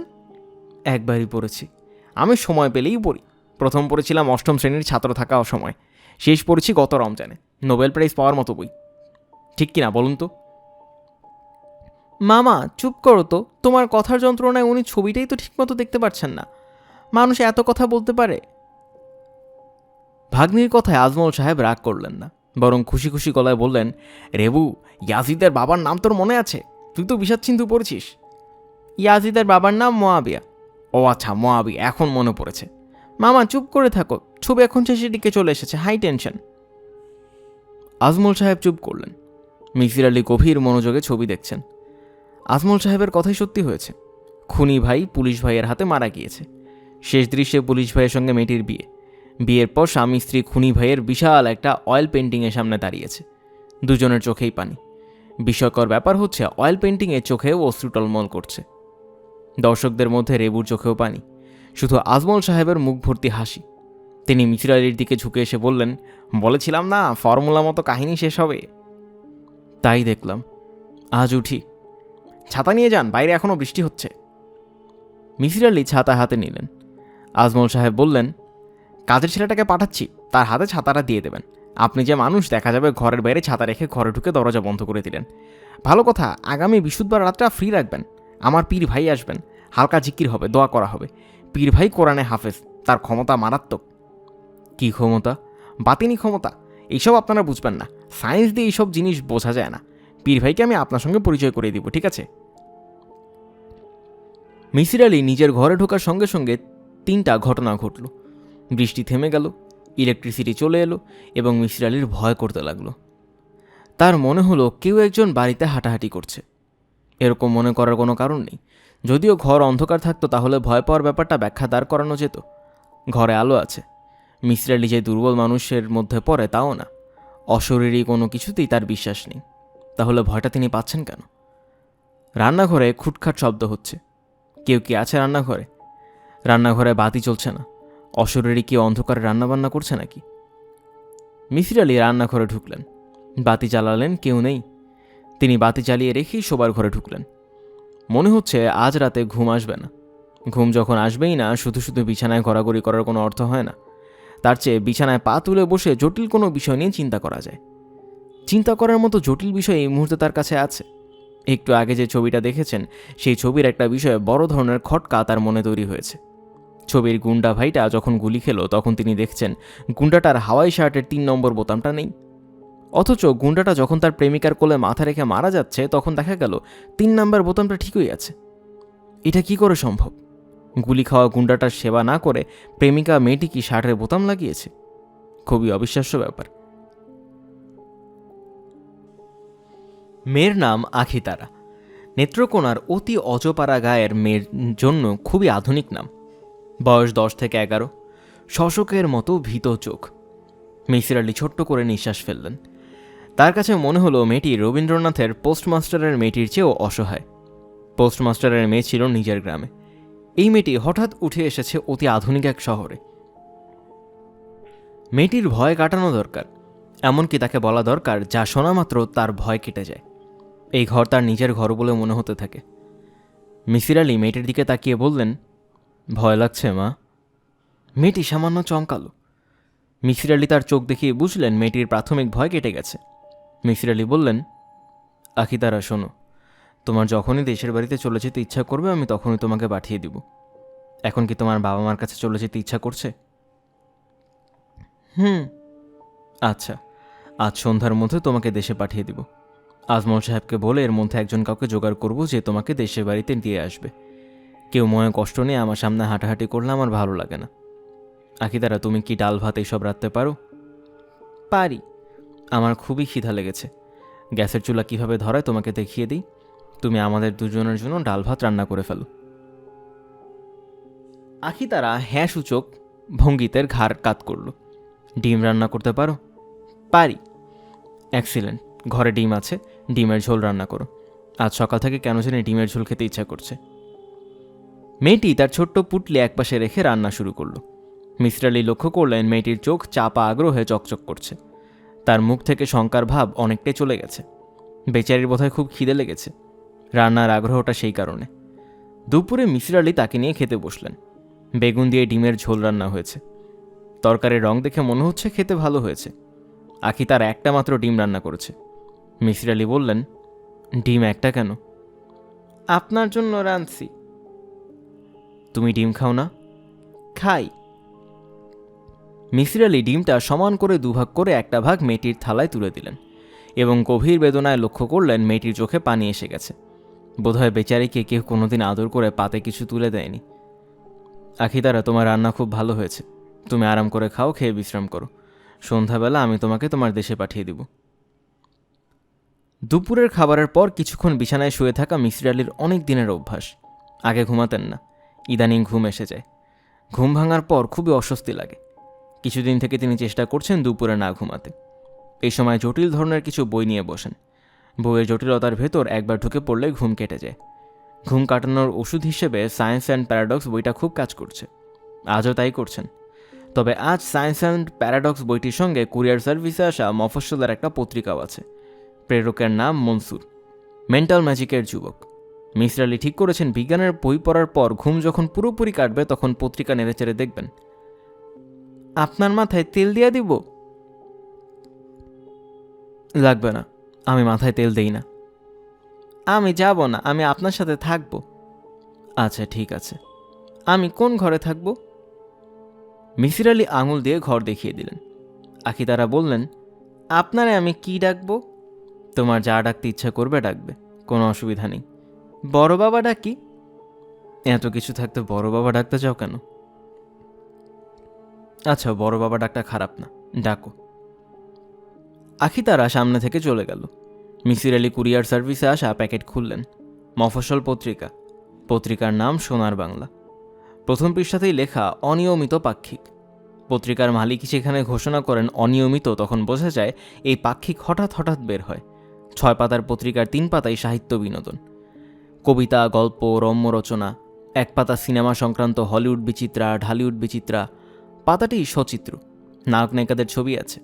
কোনো ছবি দেখেই বোঝার উপায় নেই ছবিটা কার। পত্রিকার প্রথম পাড়ার লিড নিউজ, স্বামী পুত্র হস্তারক স্ত্রী। নিজস্ব সংবাদদাতা জানাচ্ছেন রাবেয়া খন্দকার ওরফে রেবু হিংসার বশবর্তী হয়ে স্বামী পুত্রকে হত্যা করেছে। হিংসার কারণ রেবু স্বামীর আপন চাচির সঙ্গে অবৈধ প্রেম। নিজস্ব সংবাদদাতা অবৈধ প্রেমের অংশটি যত্ন করে লিখেছেন। ভাতিজা নিশিরাতে চাচির সঙ্গে কোথায় কোথায় মিলিত হতেন তার বিবরণ আছে। দীর্ঘ 2 কলমের সংবাদ। সংবাদের শেষে লেখা, আগামী সংখ্যায় চাচি ভাতিজার অবৈধ প্রণয় বিষয়ে আরও বিস্তারিতভাবে লেখা হইবে। 6 পাতার পুরো কাগজটা মিসির আলি আগ্রহ নিয়ে পড়লেন। সাহিত্য অংশও বাদ দিলেন না। চৌধুরী খালিকুজ্জামান মিয়ার লেখা ছোট গল্প পড়লেন। একটি রম্য রচনা পড়লেন। লেখক সেখানে ছদ্মনাম নিয়েছে চৌখামি। এই চৌখামি যে লেখক চৌধুরী খালিকুজ্জামান সেটা বোঝা যাচ্ছে। ইনিই পত্রিকার সম্পাদক এবং মুদ্রাকর। সোনার বাংলা পত্রিকার সঙ্গে একটি হাতে লেখা চিঠিও আছে। চিঠিটি লিখেছে মনসুর। পরম শ্রদ্ধাভাজন জনাব মিসির আলি, সোনার বাংলা পত্রিকাটা পাঠালাম। রেবুর খবরটা প্রথম পাতায় আছে। আপনি খোঁজ নিলেই জানতে পারবেন রাবেয়া খন্দকারই রেবু। মেয়েটি অতি ভয়ানক। আপনার সঙ্গে তার ঘনিষ্ঠতা আছে, আমি ভয় পাচ্ছি সে আপনার কোনো ক্ষতি না করে ফেলে। আমি আপনাকে অত্যন্ত পছন্দ করি। মানুষকে বেশি পছন্দ করা ঠিক না। হয়তোবা বেশি পছন্দের কারণেই আপনার সঙ্গে কখনো আমার সম্পর্ক হবে না। আপনাকে সাবধান করতে চাচ্ছি, সাবধান হন। ওই দিন মেন্টাল ম্যাজিকের নাম করে আপনাকে বিভ্রান্ত করতে চেষ্টা করেছি। এই ক্ষমতায় আমার সত্যি সত্যি আছে। বিশেষ বিশেষ সময় সেটা বোঝা যায়। যদি কখনো বিশেষ সময় এসে উপস্থিত হয় আপনাকে ক্ষমতার পরিচয় দিয়ে যাব। তখন হয়তোবা আপনি আমার আগের অপরাধ ক্ষমা করবেন। ইতি মনসুর। চিঠিতে তারিখ নেই, ঠিকানা নেই, কোনো বানান ভুল নেই। পরিষ্কার বোঝা যাচ্ছে এই চিঠি আগে একবার ড্রাফট করা হয়েছে, তারপর সেই ড্রাফট দেখে দেখে কপি করা হয়েছে। সরাসরি লেখা চিঠি এবং কপি করা চিঠি সহজেই বোঝা যায়। কপি করার সময় মূল চিঠি পড়তে হয়, একটি লাইন পড়ে শেষ করে লেখায় আসতে হয়। যে কারণেই ড্রাফট করা চিঠির প্রতি লাইনের শুরুর শব্দটা লেখা হয় সাবধানে। মিসির আলি ভুরু কুচকালেন। মনসুর নামে ছেলেটা ড্রাফট করার পর তাকে চিঠি লিখছে নাকি সরাসরি লিখছে এটা কোনোই গুরুত্বপূর্ণ ব্যাপার না। তাকে নিয়ে গবেষণা করার মতো কিছু ঘটেনি। তবুও তার বিষয়ে জানা তথ্যগুলো মাথার ভিতর সাজিয়ে রাখতে দোষ নেই। নাম মনসুর, নকল নাম হওয়ার সম্ভাবনা। স্বভাব প্রশ্নবোধক। স্বভাব সম্পর্কে এখনও পরিষ্কার কোনো ধারণা তৈরি হয়নি। সময় লাগবে, অনেক সময় লাগবে। মিসির আলি চোখ বন্ধ করলেন। পাশের ঘর থেকে খুটখাট শব্দ হচ্ছে। আখিতারা নামের মেয়েটা হয়তো নিজের ঘরে গুছাচ্ছে। ঝাড়ু শব্দও পাওয়া গেল। মনসুর প্রসঙ্গ থাক, মেয়েটাকে নিয়ে কিছুক্ষণ ভাবা যাক। মেয়েটা কেমন, কোন ধরনের পরিবার থেকে এসেছে, এইসব পরে মিলিয়ে দেখা যাবে তার অনুমান কতটুকু শুদ্ধ। এটা এক ধরনের খেলা। মানুষ দুটা সময় খেলতে পছন্দ করে, শৈশবে এবং বৃদ্ধ বয়সে। শৈশবে খেলার সঙ্গী জুটে না, বৃদ্ধ বয়সে কাউকে পাওয়া যায় না, তখন খেলতে হয় নিজের মনের সঙ্গে। আখিতারার বিষয়ে মিসির আলি অনুমান করতে শুরু করলেন। 1, মেয়েটা দুঃখী। এই বিষয়টা অনুমান করতে চিন্তাশক্তির প্রয়োজন হয় না। যে মেয়ে গ্রাম থেকে শহরে কাজ করতে এসেছে সে দুঃখী হবেই। 2, মেয়েটির বাবা নেই। এই অনুমানও সহজ অনুমান। বাবা জীবিত অবস্থায় এমন ফুটফুটে একটা মেয়েকে শহরে কাজ করতে পাঠাবেন না। 3, মেয়েটি তার নিজের সংসারে বাস করে না, আশ্রিত। একমাত্র আশ্রিতরাই সামান্য আদরে অভিভূত হয়। তিনি অর্ধেকটা ডিম তার পাতে তুলে দিয়েছেন, এতেই তার চোখে পানি এসে গেছে। যে মেয়ে নিজের সংসারে থাকে সে আদর পেয়ে অভ্যস্ত। মিসির আলির চিন্তা বাধাগ্রস্ত হয়েছে। আঁকি তারা সামনে এসে দাঁড়িয়েছে। সে ঠিক আগের মতো করেই বলল, মাথায় তেল দিয়া দেই? তোমাকে তো আমি একবার বলেছি আমি মাথায় তেল দেই না। মেয়েটি তারপরেও মেঝের দিকে তাকিয়ে আছে। সে মনে হয় মাথায় তেল দিয়েই ছাড়বে। গ্রামের বাচ্চা একটা মেয়ের তুলনায় জেদ তো ভালোই আছে। আঁকি তারা, শোনো, তুমি কি তোমার বড় বাবার মাথায় রোজ তেল দিয়ে দিতে? মেয়েটি খুব বিস্মিত হলো। অবাক হয়ে মিসির আলির দিকে তাকিয়ে রইল। কিভাবে বললাম জানো? তুমি আমাকে বড় বাবা ডাকছো, আমার মাথায় তেল দিয়ে দেওয়ার জন্য ব্যস্ত হয়ে পড়েছো। খুবই সহজ অনুমান। আচ্ছা শোনো, তোমার বাবা কি মারা গেছেন না বেঁচে আছেন? বাইচে আছেন। তুমি কি তোমার বাবার সঙ্গে থাকো? তোমার সঙ্গে আর কে থাকে? আমরা 3 বোন আর বড় বাবা। যাও তেল নিয়ে এসে তেল দাও। কি তেল দিবে? ঘরে তো সয়াবিন তেল ছাড়া কোনো তেল নেই। সয়াবিন তেল কি মাথায় দেয়া যায়? নারিকেল তেল দিম, আমি সাথে করে আনছি। তুমি তো দেখি খুবই গোছানো একটা মেয়ে। মিসির আলির মেজাজ সামান্য খারাপ হয়েছে। মেয়েটির ব্যাপারে তার বেশিরভাগ অনুমানে ঠিক হয়নি। কেমন কথা? তিনি কি আগের মতো চিন্তা করতে পারছেন না? বৃদ্ধ বয়সের স্থবিরতা তাকে গ্রাস করছে। এগিয়ে আসছে মহাশক্তিধর জরা। মাথায় তেল দেওয়ার ব্যাপারটা এত আরামদায়ক তা তিনি জানতেন না। শারীরিক আরাম পেয়ে তার অভ্যাস নেই। কেউ একজন আরাম দিচ্ছে, আরাম নিতে অস্বস্তি লাগছে। সেই অস্বস্তিতা কাটাতে পারছেন না, কিন্তু আরামটা অগ্রাহ্য করতে পারছেন না। আখি তারা মাথায় তেল দিতে দিতে টুকটুক করে কথা বলছে। কথাগুলি যে পরিষ্কার কানে আসছে তা না। তিনি কিছু শুনছেন, কিছু শুনছেন না। মাঝে মাঝে হুঁ হাঁ করে যাচ্ছেন। কথার পিঠে কথা বলছেন। তাকে কথা না বললেও চলতো। আমার বাপজান বাদাইম্মা। এই বাদাইম্মাটা কি? ঘর থেকে চলে যায়, ফিরে না। 1 মাস, 2 মাস, 3 মাস পর ফিরে, 4-5 দিন থাকে, আবার চলে যায়। সংসার চলে কিভাবে? চলে না। মা চিরা কুটে, মুড়ি ভাজে, মুড়ি লাড্ডু বানায়। আমি লুচি লাড্ডু বানাইতে পারি। আমারে ভেলিগুড় আইনা দিন। এই ভেলিগুড় জিনিসটা কি? ভেলিগুড় চিনেন না? না। কুষার থেকে হয়, কুষা চিনেন না? ইক্ষু চিনেন? এখন বুঝেছি, আখের গুড়। আমার 4 বোনের মধ্যে সবচেয়ে সুন্দর যে জন তার নাম নয়নতারা। আমার বড়, 3 বছরের বড়। তোমাদের সব বোনের নামে শেষেই তারা আছে নাকি? আমার পরেরটার নাম স্বর্ণতারা, তারপরের জনের নাম লজ্জা তারা। তোমরা তো দেখি তারা পরিবার। ভাই হলে কি নাম হতো? বাপজান সেইটাও ঠিক করে রাখছে, ভাই হইলে নাম হইতো তারা মিয়া। আখি তারার হাসির মধ্যেই মিসির আলি ঘুমিয়ে পড়লেন। ঘুমের মধ্যেও তার চেতনার কিছু অংশ কাজ করতে লাগলো। তিনি স্বপ্নে দেখছেন নৌকায় করে কোথাও যাচ্ছে। নৌকা খুব দুলছে, নৌকায় কোনো মাঝি নেই, অথচ নৌকা ঠিকই যাচ্ছে। স্বপ্নের ভেতরেও তিনি চিন্তিত বোধ করছেন। মাঝি নেই, নৌকা চলছে কিভাবে? স্রোতের অনুকূলে যাচ্ছে নাকি নৌকায় পাল আছে? পালের নৌকায় তো এত দ্রুত যাওয়ার কথা না। নাকি এই ইঞ্জিনের নৌকা? ইঞ্জিনের নৌকা হলে ভটভট আওয়াজ আসতো। কোনো আওয়াজ নেই, শুধুই ঝড়ের শব্দ। মিসির আলির ঘুম ভাঙল ঠিক সন্ধ্যায়। দুপুরে এত লম্বা ঘুম তিনি এর আগে ঘুমাননি। অসময়ের লম্বা ঘুম শরীর আউলে ফেলে, মাথায় ভোঁতা যন্ত্রণা হয়। তার হচ্ছে, মাথার এই যন্ত্রণা কমানোর জন্য আবার ঘুমিয়ে পড়তে হয়। ঘুমের যন্ত্রণা ঘুম দিয়ে সারানো। রান্নাঘরে খুটখাট শব্দ হচ্ছে। আখি তারা মনে হয় রান্নাবান্না লেগে গেছে। তাকে কয়েকটা জিনিস শেখাতে হবে। চা বানানো, নানা রকম চা, দুধ চা, লিকার চা, আদা চা, মশলা চা, ঠান্ডা চা, সব। রাত 9টার দিকে বাড়িওয়ালা আজমল সাহেব বেড়াতে এলেন। তার আসার প্রধান উদ্দেশ্য আখি তারা কাজকর্ম কেমন করছে খোঁজ নেয়া। তিনি গম্ভীর গলায় বললেন, কাজের মেয়ে রাখতে হয় মারের উপর। সকাল একটা থাপ্পড় দিবেন, সারাদিন ভালো থাকবে। মাগরিবের নামাজের পর আবার থাপ্পড়, রাতটা আরামে কাটবে। মেয়েটা ভালো, থাপ্পড় দিতে হবে বলে মনে হয় না। গ্রামের পিচকা মেয়ে কখনো ভালো হয় না। মায়ের পেট থেকে এরা যখন বের হয় তাদের ভালো জিনিস সব মায়ের পেটে রেখে দিয়ে বের হয়। রান্নাবান্না কিছু জানে? মনে হয় জানে। রেবুর কাছে পাঠিয়ে দিবেন, 2-1টা আইটেম শিখিয়ে দেবে। রেবু রান্না জানে? খুব ভালো রান্না জানে। তার হাতে চিতলের পেটি খেলে বাকি জীবন মনে থাকবে। রেবুর ভালো নাম কি? রাবেয়া?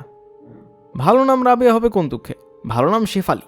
রেবু কি বলেছে তার ভালো নাম রাবেয়া?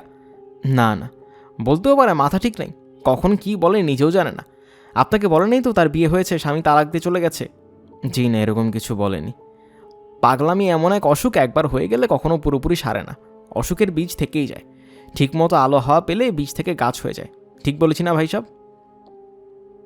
গত বৃহস্পতিবার সে তার মামির সঙ্গে আপনাকে নিয়ে উল্টাপাল্টা কথা বলেছে। কি বলেছে? বলেছে আপনি নাকি তাকে বলেছেন 2 দিন পর পর তোমাকে দেখার জন্য পাত্রপক্ষের লোকজন আসে, পছন্দ হয় না বলে ফেরত যায়। এত ঝামেলার দরকার কি, আমাকে বিয়ে করে ফেলো। তার মামি আবার তার কথা বিশ্বাসও করে ফেলেছে। মেয়েরা এই জাতীয় কথা দ্রুত বিশ্বাস করে। আমার কানে যখন কথাটা আসলো, আমি রেবুকে ডেকে কষে এক চড় লাগালাম। রেবু সঙ্গে সঙ্গে স্বীকার করলো যে মজা করার জন্য বানিয়ে বানিয়ে এইসব বলেছে। বলেন কি? সাধারণ মানুষের কথা এক কান দিয়ে শুনে আরেক কান দিয়েই বের করে দিতে হয়। পাগলের কথা যে কান দিয়ে শুনবেন সেই কান দিয়েই বের করবেন, এক কান থেকে আরেক কানে যাওয়ার সময় দেবেন না, বুঝেছেন? জি। আপনি কি খাজা বাবার ডাক পেয়েছেন? কার ডাক? খাজা বাবার। ওনার ডাক পেয়েছেন? আপনি কি বলছেন বুঝতে পারছি না। খাজা বাবা আজমির থেকে না ডাকলে কেউ আজমির শরীফ যেতে পারে না। আপনি কখন আজমির শরীফে গিয়েছেন? জি না। তার মানে ডাক পাননি। আমি আগামী নভেম্বরে ইনশাল্লাহ আজমির যাব। চলেন আমার সঙ্গে, যাবতীয় খরচ আমার। ট্রেনে উঠে যদি একটা পান খেতে ইচ্ছা করে সেই পানটাও আমি কিনে দিব, সমস্যা নেই। কথা ফাইনাল, না করবেন না?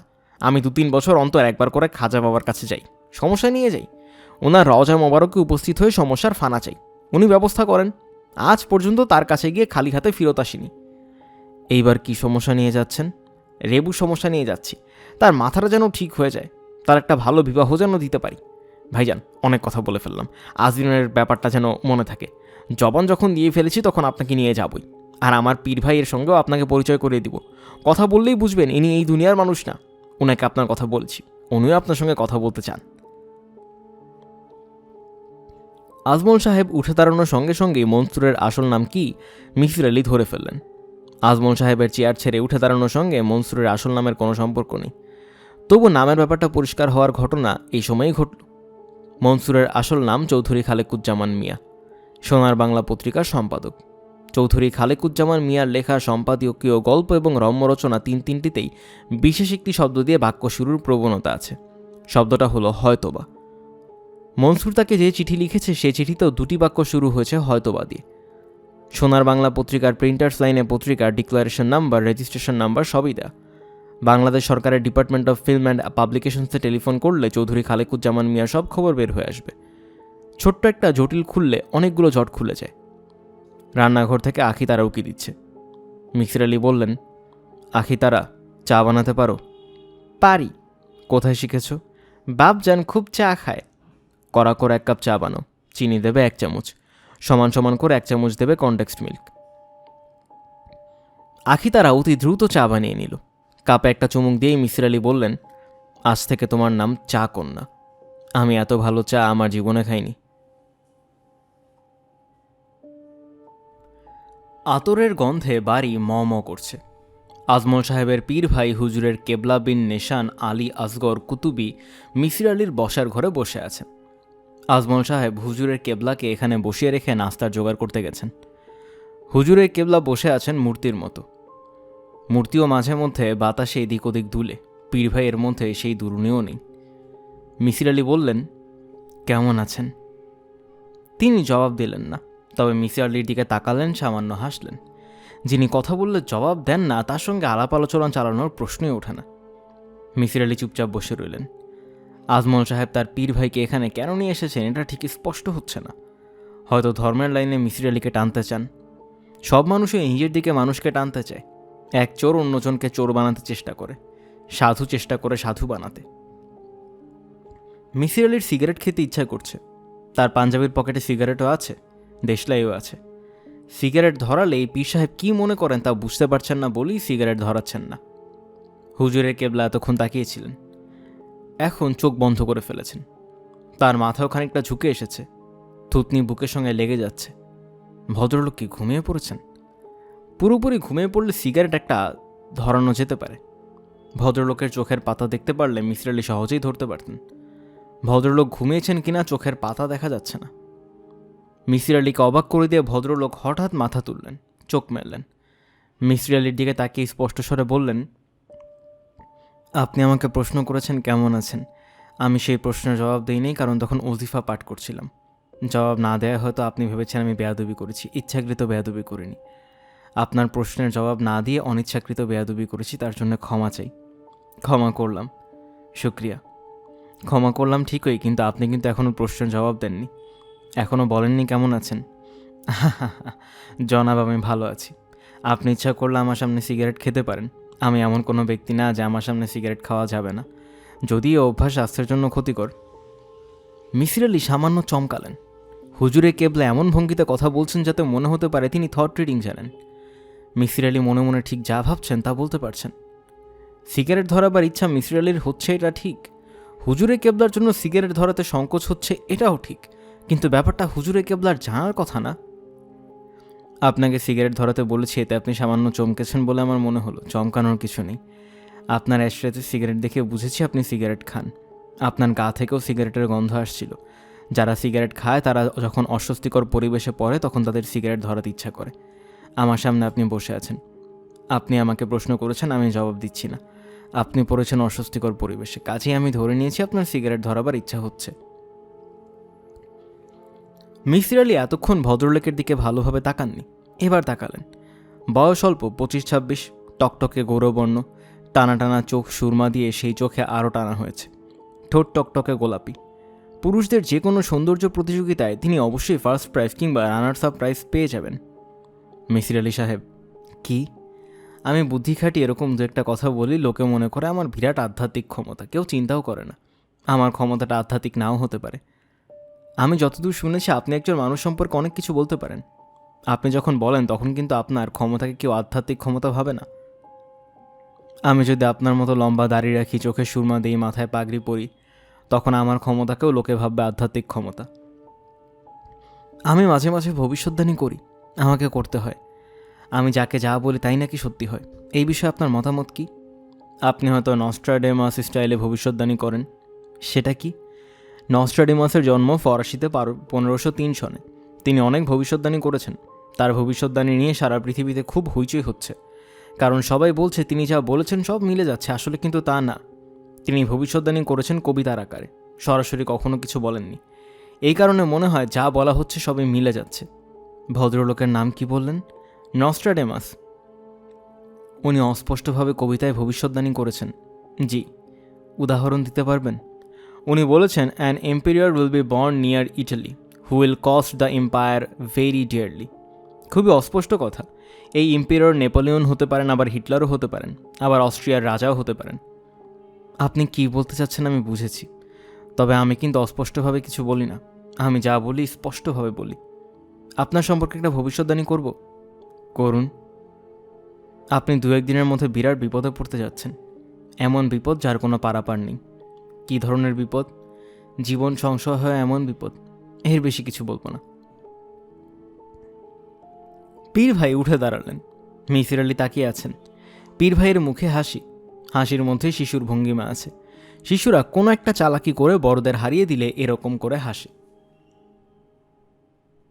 রাতে তিনি স্বপ্নে দেখলেন লম্বা এক মানুষ তার ঘরে ঢুকেছে। মানুষটা ঘরে ঢোকার সঙ্গে সঙ্গে আতরের গন্ধে ঘর ভর্তি হয়ে গেল। স্বপ্নের মধ্যেই মিসির আলি অস্বস্তি বোধ করছেন। স্বপ্ন হবে বর্ণ এবং গন্ধহীন, তাহলে তিনি গন্ধ পাচ্ছেন কেন? লম্বা মানুষটা তার দিকে তাকিয়ে বললেন, আসসালামু আলাইকুম। তার গলা অপূর্ব সুরেলা।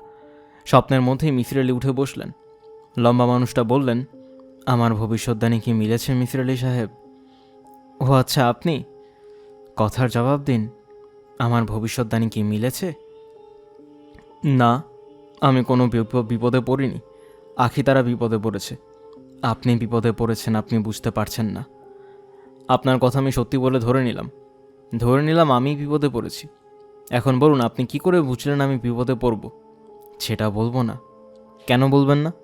সব কিছু সবাইকে বলতে নেই, সব রহস্য সবাইকে জানাতে নেই। রহস্য আগলে রাখা ঠিক না। বিজ্ঞানীরা যখনই কোনো রহস্য ধরে ফেলেন তখনই তারা তা সবাইকে জানান। পৃথিবী আজ যে এত দূরে এগিয়েছে এই কারণেই এগিয়েছে। তারা রহস্য আগলে বসে থাকলে আমরা এত দূর আসতে পারতাম না, অন্ধকারে ডুবে থাকতাম। অন্ধকারে ডুবে থাকাই ভালো, তাই কি? হ্যাঁ, আপনি ঘুমোচ্ছেন। ঘুম হলো অন্ধকার। অন্ধকার ভালো না? মিসির আলি জবাব দিলেন না, গাঢ় ঘুমে তলিয়ে গেলেন। আখিতারার জ্বর এসেছে। সে চাদর গায়ে কুণ্ডুলি পাকিয়ে শুয়ে আছে। চাদরে শীত মানছে না, একটু পর পর কেঁপে কেঁপে উঠছে।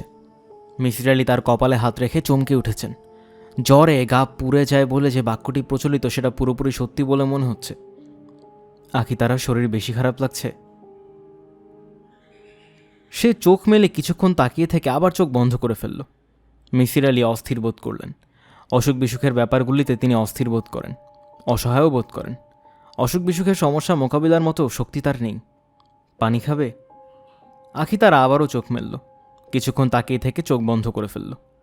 মেয়েটির জ্বর কমানোর ব্যবস্থা করা দরকার, ডাক্তার ডাকা দরকার। মেয়েটি যেভাবে কেঁপে কেঁপে উঠছে তার অবশ্যই শীত লাগছে। তিনি কি এখন তার গায়ে লেপ দিয়ে দেবেন? এতে মেয়েটার শীতভাব কমবে, অথচ তিনি জানেন জ্বর কমানো কি করে সম্ভব। আখিতারা শরীর বেশি খারাপ লাগছে? না। অনেকক্ষণ পর সে প্রথম একটা শব্দ করল। এই অক্ষরের এই শব্দ করতেও মনে হয় তার খুব কষ্ট হলো। শীত লাগছে? গায়ে লেপ দিয়ে দেব? মিসির আলি কী করবেন বুঝতে পারছেন না। লেপ দিয়ে কি মেয়েটাকে ঢেকে দেবেন? শরীর তার প্রয়োজনের কথা জানাচ্ছেন। এই প্রয়োজন কি মেটানো উচিত নয়? আমাদের যখন খিদে পায় শরীর সেটা জানান দেয়, তখন খাদ্য গ্রহণ করতে হয়। আখিতারার শরীর জানাচ্ছে তার শীত লাগছে, কাজেই তার শীত কমানোর ব্যবস্থা করাই তো যুক্তিযুক্ত। যদিও ডাক্তাররা বলেন এই অবস্থায় গায়ে পানি ঢালতে হবে, প্রয়োজনে বরফ মেশানো পানিতে বাথটাবে গলা পর্যন্ত ডুবিয়ে রাখতে হবে। ব্যাপারটা এমনও হতে পারে জ্বরতপ্ত মস্তিষ্ক সিদ্ধান্ত নিতে পারে না, নিউরন এলোমেলো সিগন্যাল দেয়। দরজার কড়া নড়ছে, কেউ একজন এসেছে। মিসির আলি স্বস্তি বোধ করলেন, যে এসেছে তার সঙ্গে পরামর্শ করা যাবে। বিপদের সময় নিজের বুদ্ধির ওপর মানুষের আস্থা কমে যায়, সে অন্যের বুদ্ধির দিকে তাকিয়ে থাকে। কড়া নাড়ছিল মনসুর। মিসির আলি দরজা খুলতেই সে বলল, জ্বর কার? আমার একটা কাজের মেয়ে আছে, নাম আখিতারা, তার অসুখ। মিসির আলির একবারও মনে হলো না মনসুরের জানার কথা না জ্বর কার। প্রশ্নটা সে করল কিভাবে? জ্বর কি বেশি? অনেক বেশি। কি করা যায় বলো তো? আপনি অস্থির হবেন না, আমি ব্যবস্থা নিচ্ছি।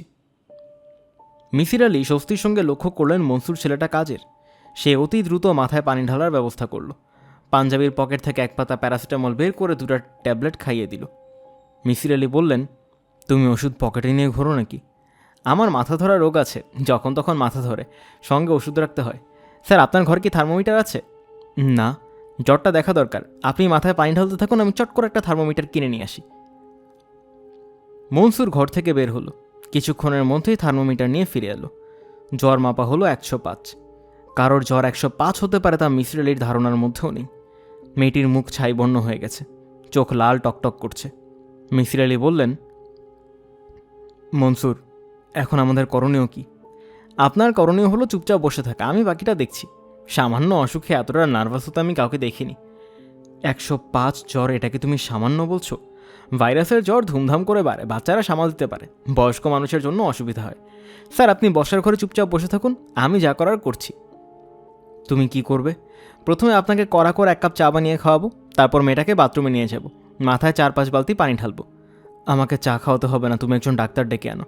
সকালে কোনো ডাক্তার পাওয়া যায় না, ডাক্তাররা প্রাইভেট রোগী দেখতে শুরু করেন বিকেলে। আপনি দুশ্চিন্তা করবেন না, আমি আখিতারার জ্বর নামিয়ে দিচ্ছি, বিকেলে ডাক্তারের কাছে নিয়ে যাব।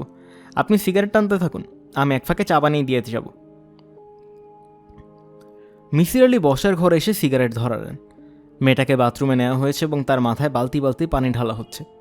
একবার পানি ঢালা হচ্ছে, মেয়েটা আর্তনাদের মতো করছে। মিসির আলি চমকে চমকে উঠছেন। স্যার, চা নিন। পানি ঢালার ফাঁকে ফাঁকে মনসুর চা বানিয়ে ফেলেছে। ছেলেটার কাজ করার ক্ষমতা আছে। জ্বর কি কিছু কমেছে? এখনও থার্মোমিটার দিয়ে মাপিনি, তবে কিছু নিশ্চয়ই কমেছে। চায় চিনি টিনি সব ঠিক আছে কিনা দেখুন। মিসির আলি চায়ের কাপে চুমুক দিলেন। চিনি ঠিক আছে, যেরকম ঘন লিকার খেয়ে তিনি অভ্যস্ত সেই ঘনত্ব ঠিক আছে। মিসির আলি দ্বিতীয় সিগারেট ধরালেন। বাথরুমে পানি ঢালা শব্দ শুনতে শুনতে তিনি সিগারেট টানছেন। তার মাথায় কিছু প্রশ্ন চলে এসেছে, তিনি চাচ্ছেন না এই মুহূর্তে প্রশ্নগুলি আসুক, কিন্তু প্রশ্নগুলি আসছে। 1, মনসুরকে তিনি মেয়েটির নাম বলেননি, কিন্তু সে স্পষ্ট বলেছে আমি আখিতারার জ্বর নামিয়ে দিচ্ছি। নামটা সে জানল কীভাবে? 2, থার্মোমিটার আনার জন্য সে ছুটে ঘর থেকে বের হলো, থার্মোমিটার নিয়ে 2 মিনিটের মাথায় ফিরে এলো। আশেপাশে তো কোনো ফার্মেসিও নেই। ওষুধ যেমন তার পকেটে ছিল, থার্মোমিটারও কি তার পকেটে ছিল? অনেকেই ওষুধ সঙ্গে নিয়ে ঘোরে, পকেটে থার্মোমিটার নিয়ে কজন আর ঘুরে?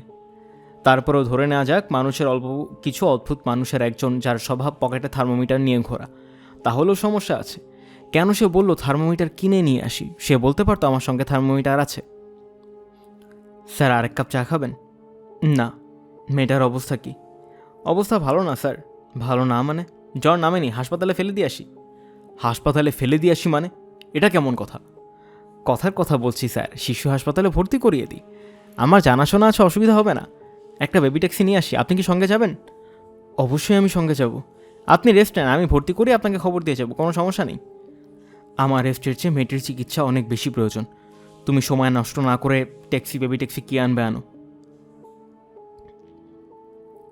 মনসুর সিগারেট ধরালো। মিসির আলির দিকে তাকিয়ে স্পষ্ট স্বরে বলল, মেয়েটা বাঁচবে না। তুমি কি বলতে চাচ্ছ? মেয়েটা বাঁচবে না। তুমি কি করে বুঝলে? স্যার, আমি ডাক্তার না, কিন্তু আমার কিছু ক্ষমতা আছে। আমি কিছু কিছু জিনিস আগে আগে বুঝতে পারি। আমি মৃত্যুর গন্ধ পাই। আপনাকে তো স্যার আগেও বলেছি আমার কিছু বিশেষ ক্ষমতা আছে।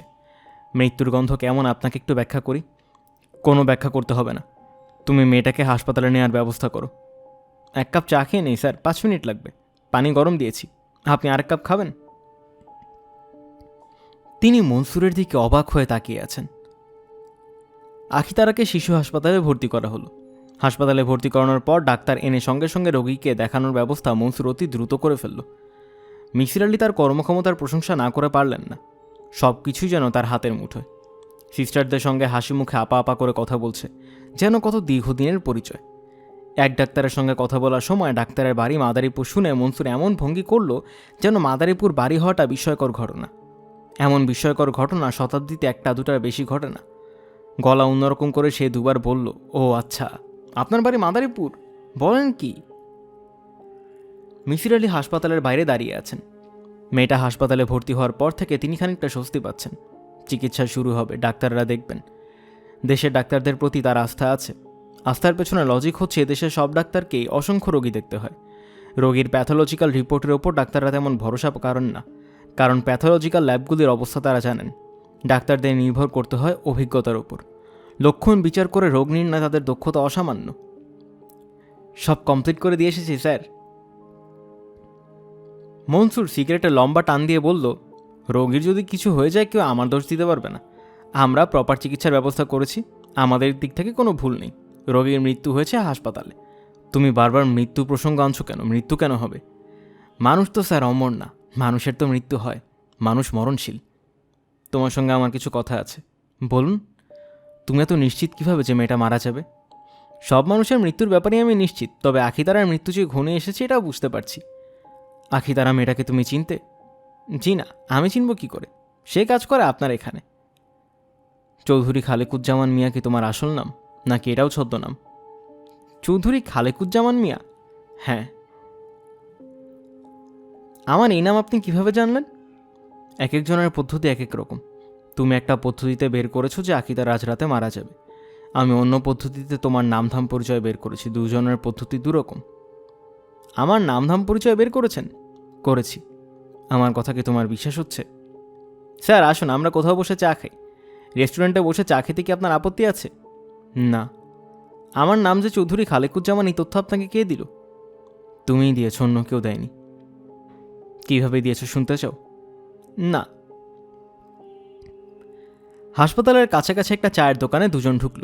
চায়ের দোকানের মালিক মনসুরের দিকে তাকিয়ে আনন্দিত গলায় বলল, আরে ময়না ভাই, কেমন আছেন? মনসুর জবাব দিল না। একবার শুধু আর চোখে মিসির আলিকে দেখল। চৌধুরী খালেকুজ্জামানের আরেক নাম ময়না, এটা জেনে মিসির আলি তেমন কোনো ভাবান্তর হলো না।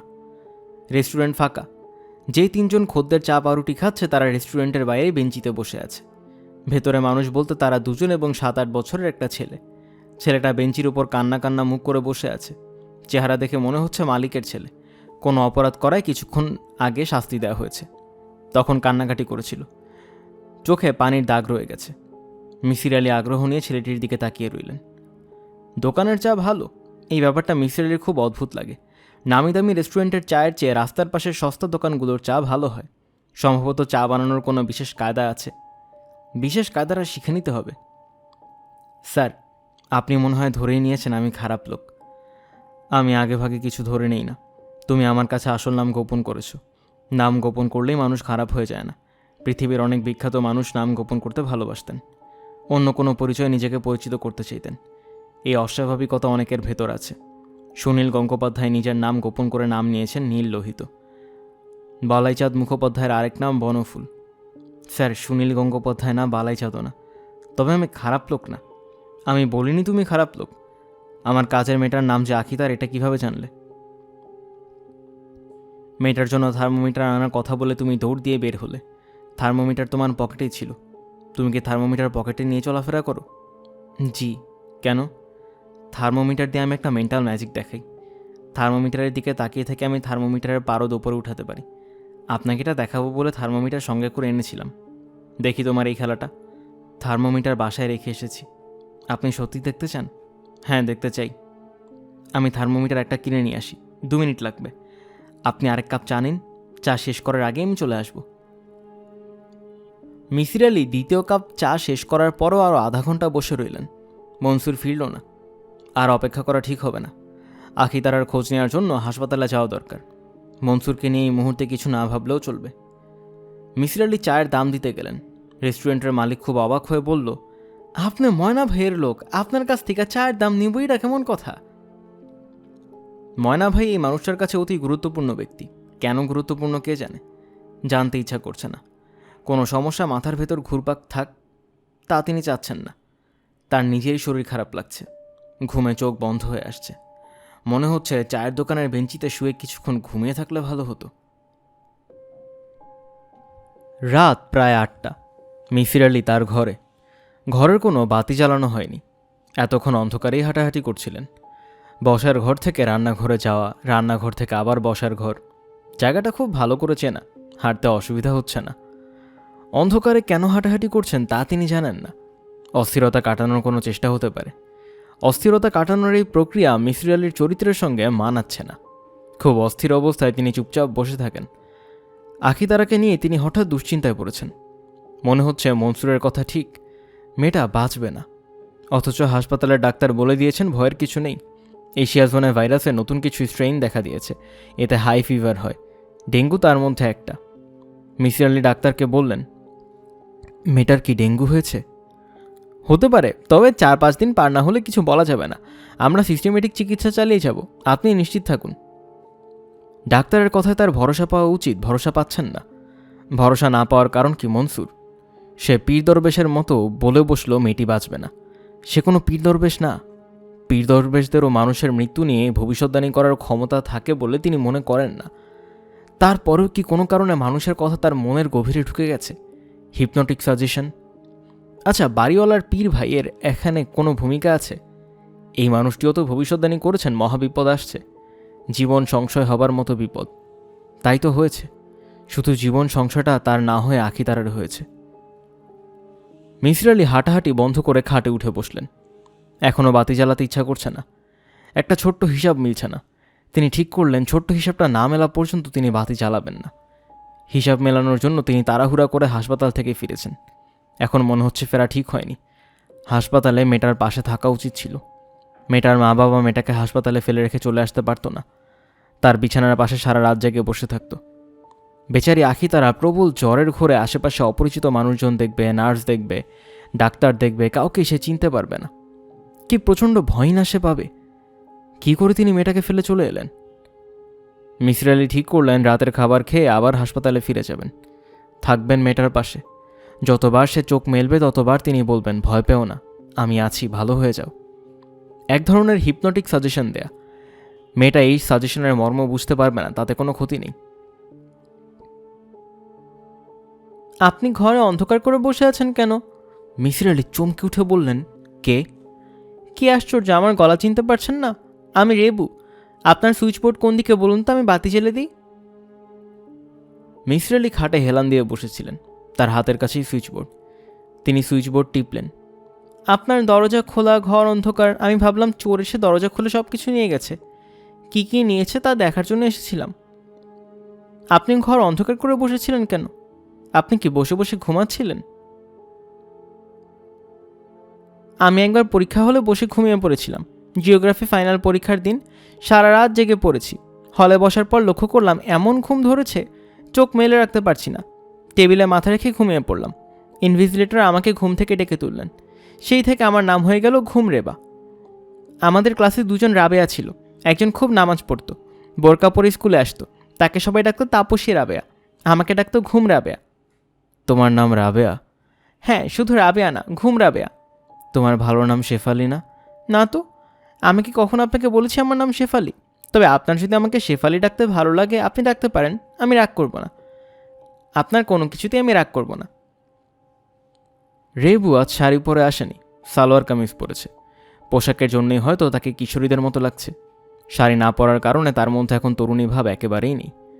শাড়ি অদ্ভুত একটা পোশাক। ছেলেদের এমন কোনো পোশাক নেই যা পরলে একটা কিশোরকে যুবক মনে হবে। মিসির আলির মনে হলো শাড়ি নিয়ে গবেষণা হওয়া দরকার। 12-13 হাত লম্বা একটা কাপড় কেন একজন কিশোরীকে তরুণী বানিয়ে দেবে? আপনি আমার দিকে এভাবে তাকিয়েছেন কেন? কিভাবে? মনে হচ্ছে আপনি আমার কথা শুনে খুব অবাক হচ্ছেন। তোমার ভালো নাম রাবেয়া, এটা শুনে অবাক হচ্ছি। কেন, মানুষের ভালো নাম রাবেয়া থাকতে পারে না? অবশ্যই পারে। তোমার নাম তো শুধু রাবেয়া না, তোমার নাম ঘুম রাবেয়া। আমি খুব মজা করে গল্প করতে পারি, তাই না? হ্যাঁ, যার সঙ্গে আমার বিয়ে হবে সে আমার গল্প শুনে খুব মজা পাবে। আগে আরও মজা করে গল্প করতে পারতাম, অসুখের পর আগের মতো মজা করে গল্প করতে পারি না।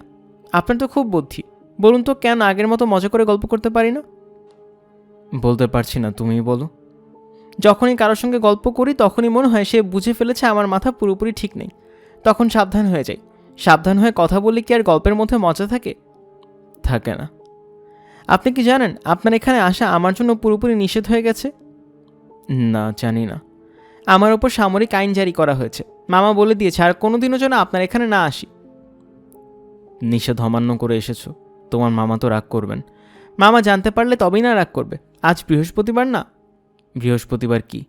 বৃহস্পতিবারে মামার পীর ভাই আসেন। মামা সন্ধ্যার পর থেকে ছাদের ঘরে চলে যান, জিকির করে। সারা রাত ছাদের ঘরে থাকে, নামে না।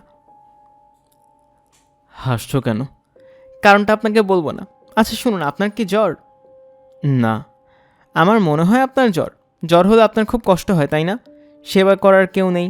অসুখ বিসুখ হলে সেবা পেতে খুব ভালো লাগে, ঠিক বলেছি না? মিসির আলি জবাব দিলেন না। মেয়েটির সঙ্গে এখন আর কথা বলতে ভালো লাগছে না। তাকে হাসপাতালে যেতে হবে। হঠাৎ করেই তার মনে হচ্ছে আখিতারার শরীর ভালো না, তার কোনো একটা সমস্যা হচ্ছে। রেবু, আমি এখন একটু বের হব। আচ্ছা, আমি চলে যাচ্ছি। আপনি কিন্তু আর কখনো দরজা খোলা রেখে ঘর অন্ধকার করে বসে থাকবেন না। রেবু চলে যাবার প্রায় সঙ্গে সঙ্গে মিসির আলি বাতি নিভিয়ে দিলেন। ছোট্ট হিসাবটা এখনও মেলেনি। বাতি নেভানোর পর যদি মেলে, একটা উত্তর তার কাছে আছে। উত্তরটা গ্রহণযোগ্য না। গ্রহণযোগ্য না এমন উত্তর অনেক সময় সঠিক হয়। রেবুকে জিজ্ঞেস করে উত্তরটা যাচাই করে নেওয়া যেত, কিন্তু রেবুর কথাবার্তায় তার সংশয় আছে। সে মানসিকভাবে সুস্থ না, তার কোনো কথাই গ্রহণযোগ্য না। মিসির আলি খাট থেকে নামলেন। তার শরীর খারাপ লাগছিল। শরীর খারাপের কারণ ধরতে পারছিলেন না। খাট থেকে নামার পর শরীর খারাপের কারণ ধরতে পারলেন। আজ সারাদিন তার খাওয়া হয়নি। রিকশায় উঠে মিসির আলির ক্ষুধাবোধ চলে গেল। তার মনে রইল না। রিকশায় ওঠার আগ পর্যন্ত তিনি ভেবে রেখেছিলেন আলিমিয়া রেস্টুরেন্ট থেকে কিছু খেয়ে নেবেন। তার যখন রান্না করতে ইচ্ছা করে না তখন এই রেস্টুরেন্টে খেতে যান। বিচিত্র কারণে রেস্টুরেন্টের মালিক চান মিয়া তাকে অসম্ভব পছন্দ করে। তাকে দেখলেই হাসি মুখে বলেন, বাবুরে খানা দে, ঠিকমতো দিবি, আগে টেবিল সাফ কর, টেবিলে যেন আর কেউ না বসে। চান মিয়া কেন তাকে বাবু ডাকে, কেনই বা তার জন্য এতটা ব্যস্ত হয় তা তিনি জানেন না, জিজ্ঞেসও করেননি। প্রশ্ন করে কারণ জানতে তার ভালো লাগে না। কোন একদিন কারণটা নিজেই ধরতে পারবেন। আর ধরতে না পারলেও ক্ষতি নেই, কারণ ধরতেই হবে এমন কোনো কথা নেই। আকাশে বিদ্যুৎ চমকাচ্ছে। যে কোনো মুহূর্তে বৃষ্টি নামবে। বৃষ্টি নামার আগে প্রকৃতি কিছু বোধহয় করে। চারদিকে এক ধরনের অস্থিরতা ছড়িয়ে দেয়। রিকশাওয়ালাকে জিজ্ঞাসা করেন, তোমারও কি অস্থির লাগছে? তিনি কিছু জিজ্ঞেস করার আগেই রিকশাওয়ালা বলল, আসমানের অবস্থা দেখছেন, হাই একেবারে ভাসায়া দিব। মিসির আলি ছোট্ট নিঃশ্বাস ফেলে ভাবলেন, ভাসিয়ে দেওয়ার প্রবণতা প্রকৃতির ভেতর আছে। সে জোছনা দিয়ে ভাসিয়ে দেয়, বৃষ্টি দিয়ে ভাসিয়ে দেয়, তুষারপাত দিয়ে ভাসিয়ে দেয়, আবার প্রবল প্রেম, প্রবল বেদনা দিয়েও তার সৃষ্ট জগৎকে ভাসিয়ে দেয়। প্রকৃতি যে খেলা খেলে তার নাম ভাসিয়ে দেয়া খেলা। প্রকৃতি ভাসিয়ে দিতে পছন্দ করে। আখিতারা মেয়েটা যদি সত্যি সত্যি মারা যায়, প্রবল দুঃখবোধ মিসির আলীকে ভাসিয়ে নিয়ে যাবে। আখিতারাকে দেখে মিসির আলী চমকালেন। যে হাসপাতালের বিছানায় আচ্ছোয়া হয়ে আছে তার কোলে হাসপাতাল থেকে দেয়া খাবার, হলুদ রঙের প্লাস্টিকের ট্রেতে ভাত, এক টুকরা মাছ, ভাজি, ডাল। আখিতারা আগ্রহ নিয়ে খাচ্ছে। মনে হলো মিসির আলীকে দেখে সে লজ্জা পেয়েছে। মেয়েটা হাসি মাখা লজ্জা লজ্জা মুখ করে বলল, ভালো আছি। জ্বর চলে গেছে? হাসপাতালে থাকতে ভয় লাগছে? না। একা একা রাতে থাকতে পারবে? খাওয়া বন্ধ করেছো কেন? খাও। বাবা, আপনি খাইছেন? না, তোমার এখান থেকে যাওয়ার পথে হোটেলে খেয়ে নেব। হাসপাতালের খাবার কেমন? লবণ কম। লবণ দিতে বলবো? না। মেয়েটা যে তাকে দেখে খুব আনন্দ পাচ্ছে তা তিনি বুঝতে পারছেন। আনন্দিত মানুষের পাশে বসে থাকাও আনন্দের ব্যাপার। একজনের দুঃখ অন্যজনকে তেমন স্পর্শ করে না, কিন্তু আনন্দ করে। বড় বাবা, আপনি চলে যান, হোটেলে গিয়ে ভাত খান। হঠাৎ করে তোমার এত জ্বর, আমি ভয় পেয়ে গিয়েছিলাম। এরকম জ্বর কি তোমার আগেও হয়েছে? বলো কি, তুমি ভয় পেয়েছিলে?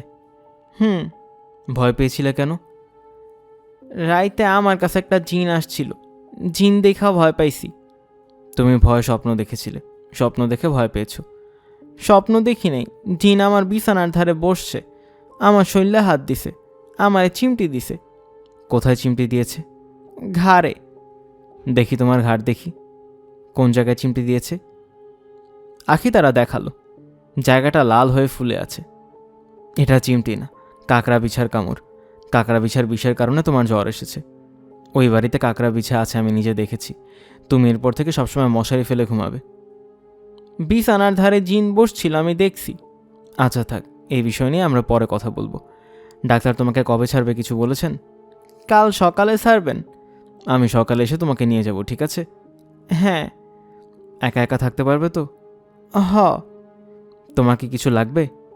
মৌলানা সাহেবের কাছ থেকে আমার একটা তাবিজ না দিয়েন। তাবিজ থাকলে জিন আসবো না। আমি অবশ্যই তাবিজ নিয়ে আসবো, তাবিজ ছাড়া আসবো না। আখিতারা হাসছে, সে খুবই আনন্দিত। বৃষ্টি শুরু হলো মিসির আলী বাসায় ফেরার পর। যত গর্জে তত বর্ষানাটায় বৃষ্টি। তেমন কোনো ভাসিয়ে দেওয়া ধরনের বৃষ্টি না, ভ্যাপসা গরম ছিল। বৃষ্টিতে গরমটা কেটেছে, সামান্য শীত শীতও লাগছে। ঘুমের জন্য এই ধরনের বৃষ্টি মাখা রাত খুব ভালো। ঠান্ডা ঠান্ডা আবহাওয়ায় মাথার উপর ফ্যান ঘুরবে, গায়ে থাকবে পাতলা চাদর, হাতে বই। বইয়ের পাতা উল্টাতে উল্টাতে একসময় চোখে ঘুম জড়িয়ে আসবে। তখন একসঙ্গে দুটা ব্যাপার হবে, বই পড়তে ইচ্ছা করবে, আবার ঘুমিয়ে পড়তে ইচ্ছা করবে। মিসির আলীর জন্য এই সময়টাই শ্রেষ্ঠতম সময়। সায়েন্স অ্যান্ড প্যারাডক্স বইটি এমন যে কয়েক পাতা পড়লেই ঘুম কেটে যায়। লেখক বইটির 3য় চ্যাপ্টারে প্রমাণ করেছেন গ্যালাক্সির ভর শূন্য। পদার্থের ক্ষুদ্রতম কণা অ্যাটমকে ভেঙে পাওয়া যাচ্ছে ইলেকট্রন, প্রোটন ও নিউট্রন। এদেরকেও ভাঙা যাচ্ছে। এক পর্যায়ে পাওয়া যাচ্ছে লেপটন। লেপটনের কোনো ভর নেই, কাজেই বিশ্বব্রহ্মাণ্ডেরও কোনো ভর নেই। গভীর মনোযোগে বই পড়তে পড়তে তিনি কখন ঘুমিয়ে পড়লেন জানেন না। তার ঘুম ভাঙল খুটখাট শব্দে। কেউ একজন বিছানার পাশ দিয়ে হেঁটে যাচ্ছে। যে হেঁটে যাচ্ছে তাকে তিনি দেখতে পারছেন না, কারণ ঘর অন্ধকার। ঘুমানোর আগে তিনি বাতি নেভাননি। ঘর অন্ধকার থাকার কারণ নেই, হয়তো ঝড় বৃষ্টির কারণে ইলেকট্রিসিটি চলে গেছে। বিছানার পাশ দিয়ে যে হেঁটে যাচ্ছে সে একবার ব্যস্ত ভঙ্গিতে রান্নাঘরে ঢুকল। দরজার পাশে রাখা টুলের সঙ্গে ধাক্কা লাগলো। মিসির আলী একবার সুইচ স্পর্শ করলেন। কেউ একজন সুইচ টিপে বাতি নিভিয়ে দিয়েছে। সে কেউ একজনটা কে? চোর। সে ঘরে ঢুকেছে, সে এখনও ঘরেই আছে। মিসির আলী ইচ্ছা করলেই বাতি জ্বালাতে পারেন, তিনি বাতি জ্বালালেন না। হঠাৎ করেই তার মনে হলো যে এখন ঘরে ঢুকে সাবধানে হাঁটছে আখিতারা। সে কি তাকেই দেখছে? তাকে দেখেই ভেবেছে জিন? যে ঘরে ঢুকেছে সে পুরুষ না রমণী? বাতি জ্বালিয়ে কে কে করে চিৎকার করার চেয়ে সমস্যা নিয়ে চিন্তা করা ভালো। ঘরে যে ঢুকেছে সে পুরুষ না রমণী তা অতি সহজেই বের করে ফেলা যায়। একটি রমণীর পায়ের স্টেপ ছোট, লম্বা রমণীও পুরুষদের মতো দীর্ঘ কদমে হাঁটে না। তাদের গায়ে থাকে প্রসাধন সামগ্রীর সুগন্ধ, চুলে তেলের গন্ধ, মুখে নানা ক্রিমের গন্ধ। পুরুষদের গায়ে ঘামের গন্ধই প্রবল। রমণীরা হাতে চুড়ি পরে। অতি সাবধানে যে রমণী হাঁটবে তার হাতের চুড়িতেও কখনো না কখনো রিনচিন করে উঠবে। রিনচিন শব্দের সঙ্গে পুরুষ সম্পর্কিত না। আগন্তুক পুরুষ না রমণী তার মীমাংসা হবার আগেই মিসির আলী ঘুমিয়ে পড়লেন। ঘুমের মধ্যেই বিচিত্র স্বপ্ন দেখলেন। আখি তারা বাসায় ফিরেছে। তার গলায় দুটো তাবিজ। মিসির আলী কাকরাইল মসজিদের সামনের ফুটপাতের দোকান থেকে তাবিজ দুটা কিনেছেন। আখি তারা খুবই আগ্রহের সঙ্গে গলায় তাবিজ পরে ঘুরছে। তাকে দেখে মনে হচ্ছে সে অনেকদিন পর বাবার বাড়িতে ফিরে আনন্দে আত্মহারা। মেয়েটার আনন্দ দেখে মিসির আলীর ভালো লাগছে। বড় বাবা, চা বানাই দিব? দাও। দুপুরে রান্না কি হইব, ঘরে তো বাজার নাই। ডাল ভাত করে ঘন ঘন বাজারে যেতে আমার ভালো লাগে না। রসুন ভর্তা করব, রসুন ভর্তা খাইবেন? হ্যাঁ, খাবো। মিসির আলীর মনে হলো হাসপাতাল থেকে ফিরে আখিতারার মুখে বুলি ফুটেছে। মেয়েটা ফটফট করে কথা বলছে। পোস্টমাস্টারের রতনের সঙ্গে এই মেয়ের ভালোই মিল আছে। রতনও ছিল ফটফটানি মেয়ে। চা বানিয়ে মিসির আলীর সামনে রাখতে রাখতে আখিতারা বলল, বড় বাবা, চারটা ঘরবন্ধন তাবিজ ঘরের চার কোনায় লটকাইয়া দিলে ঘরে কিছু ঢুকবো না। ঘরবন্ধন তাবিজ কোথায় পাওয়া যায়? আমরার দেশের মৌলানা সাহেব ঘরবন্ধন তাবিজ দেয়। তুমি যখন দেশে যাবে তখন আমার জন্য ঘরবন্ধন তাবিজ নিয়ে এসো। আচ্ছা। শোনো, আজ তোমার এত কাজকর্ম করার দরকার নেই। হাসপাতাল থেকে এসেছো, বিশ্রাম করো। খাবার আমি হোটেল থেকে আনিয়ে নেব। আমার অত বিশ্রামের দরকার নেই, অনেক বিশ্রাম হয়েছে। মিসির আলী চায়ের কাপ নিয়ে বসার ঘরে বেতের চেয়ারে বসলেন। তিনি সেখান থেকে আখিতারার প্রবল বেগে ঘরবার দেওয়ার শব্দ শুনলেন। মেয়েটার কাণ্ড কারখানায় তিনি বেশ আনন্দ পাচ্ছেন। মিসির আলীর আনন্দ দীর্ঘস্থায়ী হল না। কিছুক্ষণের মধ্যে তার ভ্রু কুঁচকে গেল। সিগারেটে টান দিয়ে আনারি সিগারেট খোরদের মতো খক খক করে কাশতে লাগলেন। কোনো কারণে তার মনে যদি খটকা তৈরি হয় তখন এই ব্যাপারটা ঘটে। সিগারেটে টান দিয়ে কাশতে শুরু করেন। আজকের এই খটকা তৈরি হয়েছে মনসুরের চিঠির কারণে। মনসুর এই চিঠি ডাকে পাঠায়নি, খামে বন্ধ করে দরজার ফাঁক দিয়ে ঢুকিয়ে দিয়ে গেছে। পরম শ্রদ্ধেয় স্যার, জনাব মিসির আলী। স্যার, আমি আপনার সঙ্গে পরপর কয়েকটি অন্যায় করেছি। অন্যায়ের জন্য ক্ষমা প্রার্থনার কারণে আপনাকে লিখছি। হয়তোবা আপনি আমাকে ক্ষমা করবেন। আমার প্রথম অন্যায়, থার্মোমিটার আনার কথা বলে আমি চলে গিয়েছিলাম আর ফিরে আসিনি। এই অন্যায়টি কেন করেছি আপনার মতো বুদ্ধিমান মানুষের তা না বোঝার কোনো কারণ নেই। স্যার, আমি থার্মোমিটার দিয়ে কোনো ম্যাজিক দেখাতে পারি না। থার্মোমিটার নিয়ে উপস্থিত হলে ম্যাজিক দেখাতে হতো, কাজেই আমি পালিয়ে চলে গেছি। আপনি আমার কাজকর্মে সন্দিহান হয়ে পড়েছেন। সন্দেহভাজন একজন মানুষ যত ভালো কাজই করুক, তার কাজকে দেখা হয় সন্দেহের চোখে। আপনি যখন জিজ্ঞাসা করলেন তুমি তো আখিতারাকে চেনো না, তাহলে তার নাম কিভাবে জানলে? আমি ভ্যাবাচাকা খেয়ে যাবার কারণে তৎক্ষণাৎ জবাব দিলাম না। কি করে তার নাম জানি আর কেনই বা আমি পকেটে থার্মোমিটার নিয়ে ঘুরছিলাম সেটা বলি। আপনার কাছে জোরহাতে অনুরোধ করে আমার কথাগুলি দয়া করে পড়ুন, হয়তোবা আপনি আমার বিচিত্র কর্মকাণ্ড বুঝতে পারবেন। ওই দিন আখিতারা মেয়েটি প্রবল জ্বরে ছটফট করছিল। আমি তখন এসেছি আপনার সঙ্গে দেখা করতে। আপনার ঘরের দরজা বেশিরভাগ সময় খোলা থাকে। আমি ঢুকে গেলাম আপনার বাসার ঘরে। সেখান থেকে শুনলাম আপনি মেয়েটার সঙ্গে কথা বলছেন। মেয়েটার প্রবল জ্বর, তাও বুঝলাম। আমি আপনাকে চমকে দেবার জন্যই ঘর থেকে বের হয়ে ফার্মেসিতে চলে গেলাম। জ্বর কমানোর ওষুধ প্যারাসিটামল কিনলাম। আপনার বাসায় থার্মোমিটার নাও থাকতে পারে এই ভেবে একটা থার্মোমিটারও কিনলাম। স্যার, আমি যে সত্যি কথা বলছি তা কি বিশ্বাস করছেন? যদি বিশ্বাস করেন তাহলে আরেকটা সত্যি কথা বলি। রেবু নামের মেয়েটা তার স্বামী ও সন্তানকে হত্যা করেছে, এই ঘটনাটাও সত্যি। মেয়েটা সাইকোপ্যাথিক। সে তার পছন্দের মানুষদের খুন করে। আমি জানি আপনি তার পছন্দের মানুষদের একজন। একই ঘটনা আপনার ক্ষেত্রেও ঘটতে যাচ্ছে। আপনি অতি বুদ্ধিমান মানুষ হয়েও ব্যাপারটা বুঝতে পারছেন না, এখানেই আমার দুঃখ। স্যার, আমার কথা আপনি যদি বিশ্বাস নাও করেন একটু সাবধানে থাকবেন। আমার মন বলছে কোনো এক গভীর রাতে সে আপনাকে ঘরে ঢুকে পড়বে। হয়তো ইতিমধ্যেই ঢুকেছে। ইতি চৌধুরী খালিকুজ্জামান। চিঠি শেষ করে মিসির আলী সিগারেটটা টান দিয়ে আবারও খক খক করে কাশতে লাগলেন। আখিতারা বলল, বড় বাবা, আপনার আরেক কাপ চা দিব? দাও। চা সে বানিয়ে রেখেছিল। মিসির আলী কথা শেষ হবার আগেই সে চায়ের কাপ নিয়ে উপস্থিত হলো। মিসির আলী কাপ হাতে বারান্দায় দাঁড়ালেন। আজমল সাহেব ব্যাগ ভর্তি বাজার নিয়ে রিক্সা করে ফিরছেন। মিসির আলীকে দেখে বললেন, আপনার কাজের মেয়েটার কি হয়েছে? হাসপাতালে নাকি ভর্তি করিয়েছেন? ডেঙ্গু ফেঙ্গু? না, এখন সুস্থ, বাসায় নিয়ে এসেছি। এই এক যন্ত্রণা। 100 টাকা মাসের কাজের মেয়ে, তার চিকিৎসার পেছনে খরচ পাচ্ছ। আমার ঘরে তো অসুখ বিসুখ লেগেই আছে। এখন আবার একটার হয়েছে জন্ডিস। বড় বিপদে আছি। ব্যাগ ভর্তি বাজার আজ কি কোনো উৎসব? আপনিও বুদ্ধিমান লোক, ঠিকই ধরে ফেলেছেন। রেবুকে আজ দেখতে আসবে। ছেলে সুইডেনে থাকে, ভালো কিছু করে বলে মনে হয় না, লেবার টাইপ। আমি মেয়ে পার করতে পারলেই খুশি। বিদেশে গিয়ে বাথরুমের গুমুদ পরিষ্কার করলে করবে আমার কি? আপনি আমার নিজের লোক, আপনাকে বলতে অসুবিধা নেই। ওর ইতিহাস ভালো না, শুনলে চমকে উঠবেন। যদি ভালোই ভালোই বিয়ে হয়ে যায়, রেবুকে বিদায় করতে পারি, তাহলে দুঃখের কথা বলবো। কাউকে বলতেও ভালো লাগে না। বলতে ইচ্ছা না করলে বলবেন না। আপনাকে তো আমি বলতেই পারি। শুনুন ভাই, আজ রাতে আমাদের সঙ্গে খানা খাবেন। আমিন বাজার থেকে গরুর মাংস কিনেছি, খেলে বুঝবেন কী জিনিস। আসবেন কিন্তু মনে করে, আর একটু খাস দিলে দোয়া করবেন। আমার পীর ভাই বলেছে এই বিয়ে হবে। উনি যা বলেন তাই হয়। উনি কিন্তু বলেছেন আর হয়নি তা কখনো হয় না। অতি কামের লোক, ওনার কথা মিথ্যা হবে না। বাকি আল্লাহ মালিক। আপনাকে তো চিন্তিত লাগছে কেন? এত চিন্তা করবেন না, সব আল্লাহর হাতে ছেড়ে দিয়ে বসে থাকেন। রাতে মনে করে খাতা খেতে আসবেন। আজ বরং বাদ থাকুক, বাইরের লোকজন থাকবে। আমি আমার অপরিচিত মানুষদের সঙ্গে খেতে পারি না। আমারও একই প্রবলেম, আমিও পারি না। আপদরা বিদায় হলে আপনাকে খবর দিব, তারপর দুই ভাই মিলে খানা খাবো। এই আমার ফাইনাল কথা। আজমল সাহেব বাড়ির ভেতর ঢুকে গেলেন। মিসির আলি লক্ষ্য করলেন দোতলার বারান্দায় রেবু এসে দাঁড়িয়েছে। সে এক দৃষ্টিতে তার দিকে তাকিয়ে আছে। রেবুকে একটা প্রশ্ন করবেন বলে তিনি ভেবে রেখেছিলেন। তার সঙ্গে যখন দেখা হয় তখন আর প্রশ্নটা করা হয় না। আজ অবশ্যই প্রশ্নটা করতে হবে। প্রশ্নটা হিন্দি ছবি নিয়ে। মারামারির দৃশ্যে দেখা গেল নায়কের শার্টের একটা বোতাম নেই, কিন্তু মৃত্যু দৃশ্য বোতামটা ঠিকই আছে। এর পেছনে রহস্যটা কি? রসুন ভর্তা জিনিসটা যে এত সুস্বাদু মিসির আলি কল্পনাও করেননি। তিনি শুধু রসুন ভর্তা দিয়ে এক গামলা ভাত খেয়ে ফেললেন। আখি তারার দিকে তাকিয়ে বললেন, আজ থেকে আমি তোমার নাম দিলাম কুটুমিয়া। কুটুমিয়া কে? কুটুমিয়া একটা উপন্যাসের চরিত্র। তার মতো রান্না কেউ করতে পারে না। এখন তুমি আমাকে বলো, তুমি যে রাতে জিনকে দেখলে সেই জিন কি করলো? চিমটি দিছে। দাঁড়িয়ে দাঁড়িয়ে চিমটি দিল না বসে? বসছে তারপর চিমটি দিছে। ভূত চিমটি দেয় আমি কোনোদিন শুনিনি। চিমটি দেয় মেয়েরা। আমারে চিমটি দিছে জিনে। এখন তো আর চিমটি দিতে পারবে না, গলায় তাবিজ, ঠিক না? তোমার চৌকিটা আমি আমার ঘরে ঢুকিয়ে ফেলবো। জিন যদি আসে তুমি আমাকে ডাকবে। মিসির আলির মনে হলো বাচ্চা এই মেয়েটির জীবনে যে কটি আনন্দময় ঘটনা ঘটেছে আজকের এই সিদ্ধান্ত তার একটি। আখি তারা, মন দিয়ে শোনো।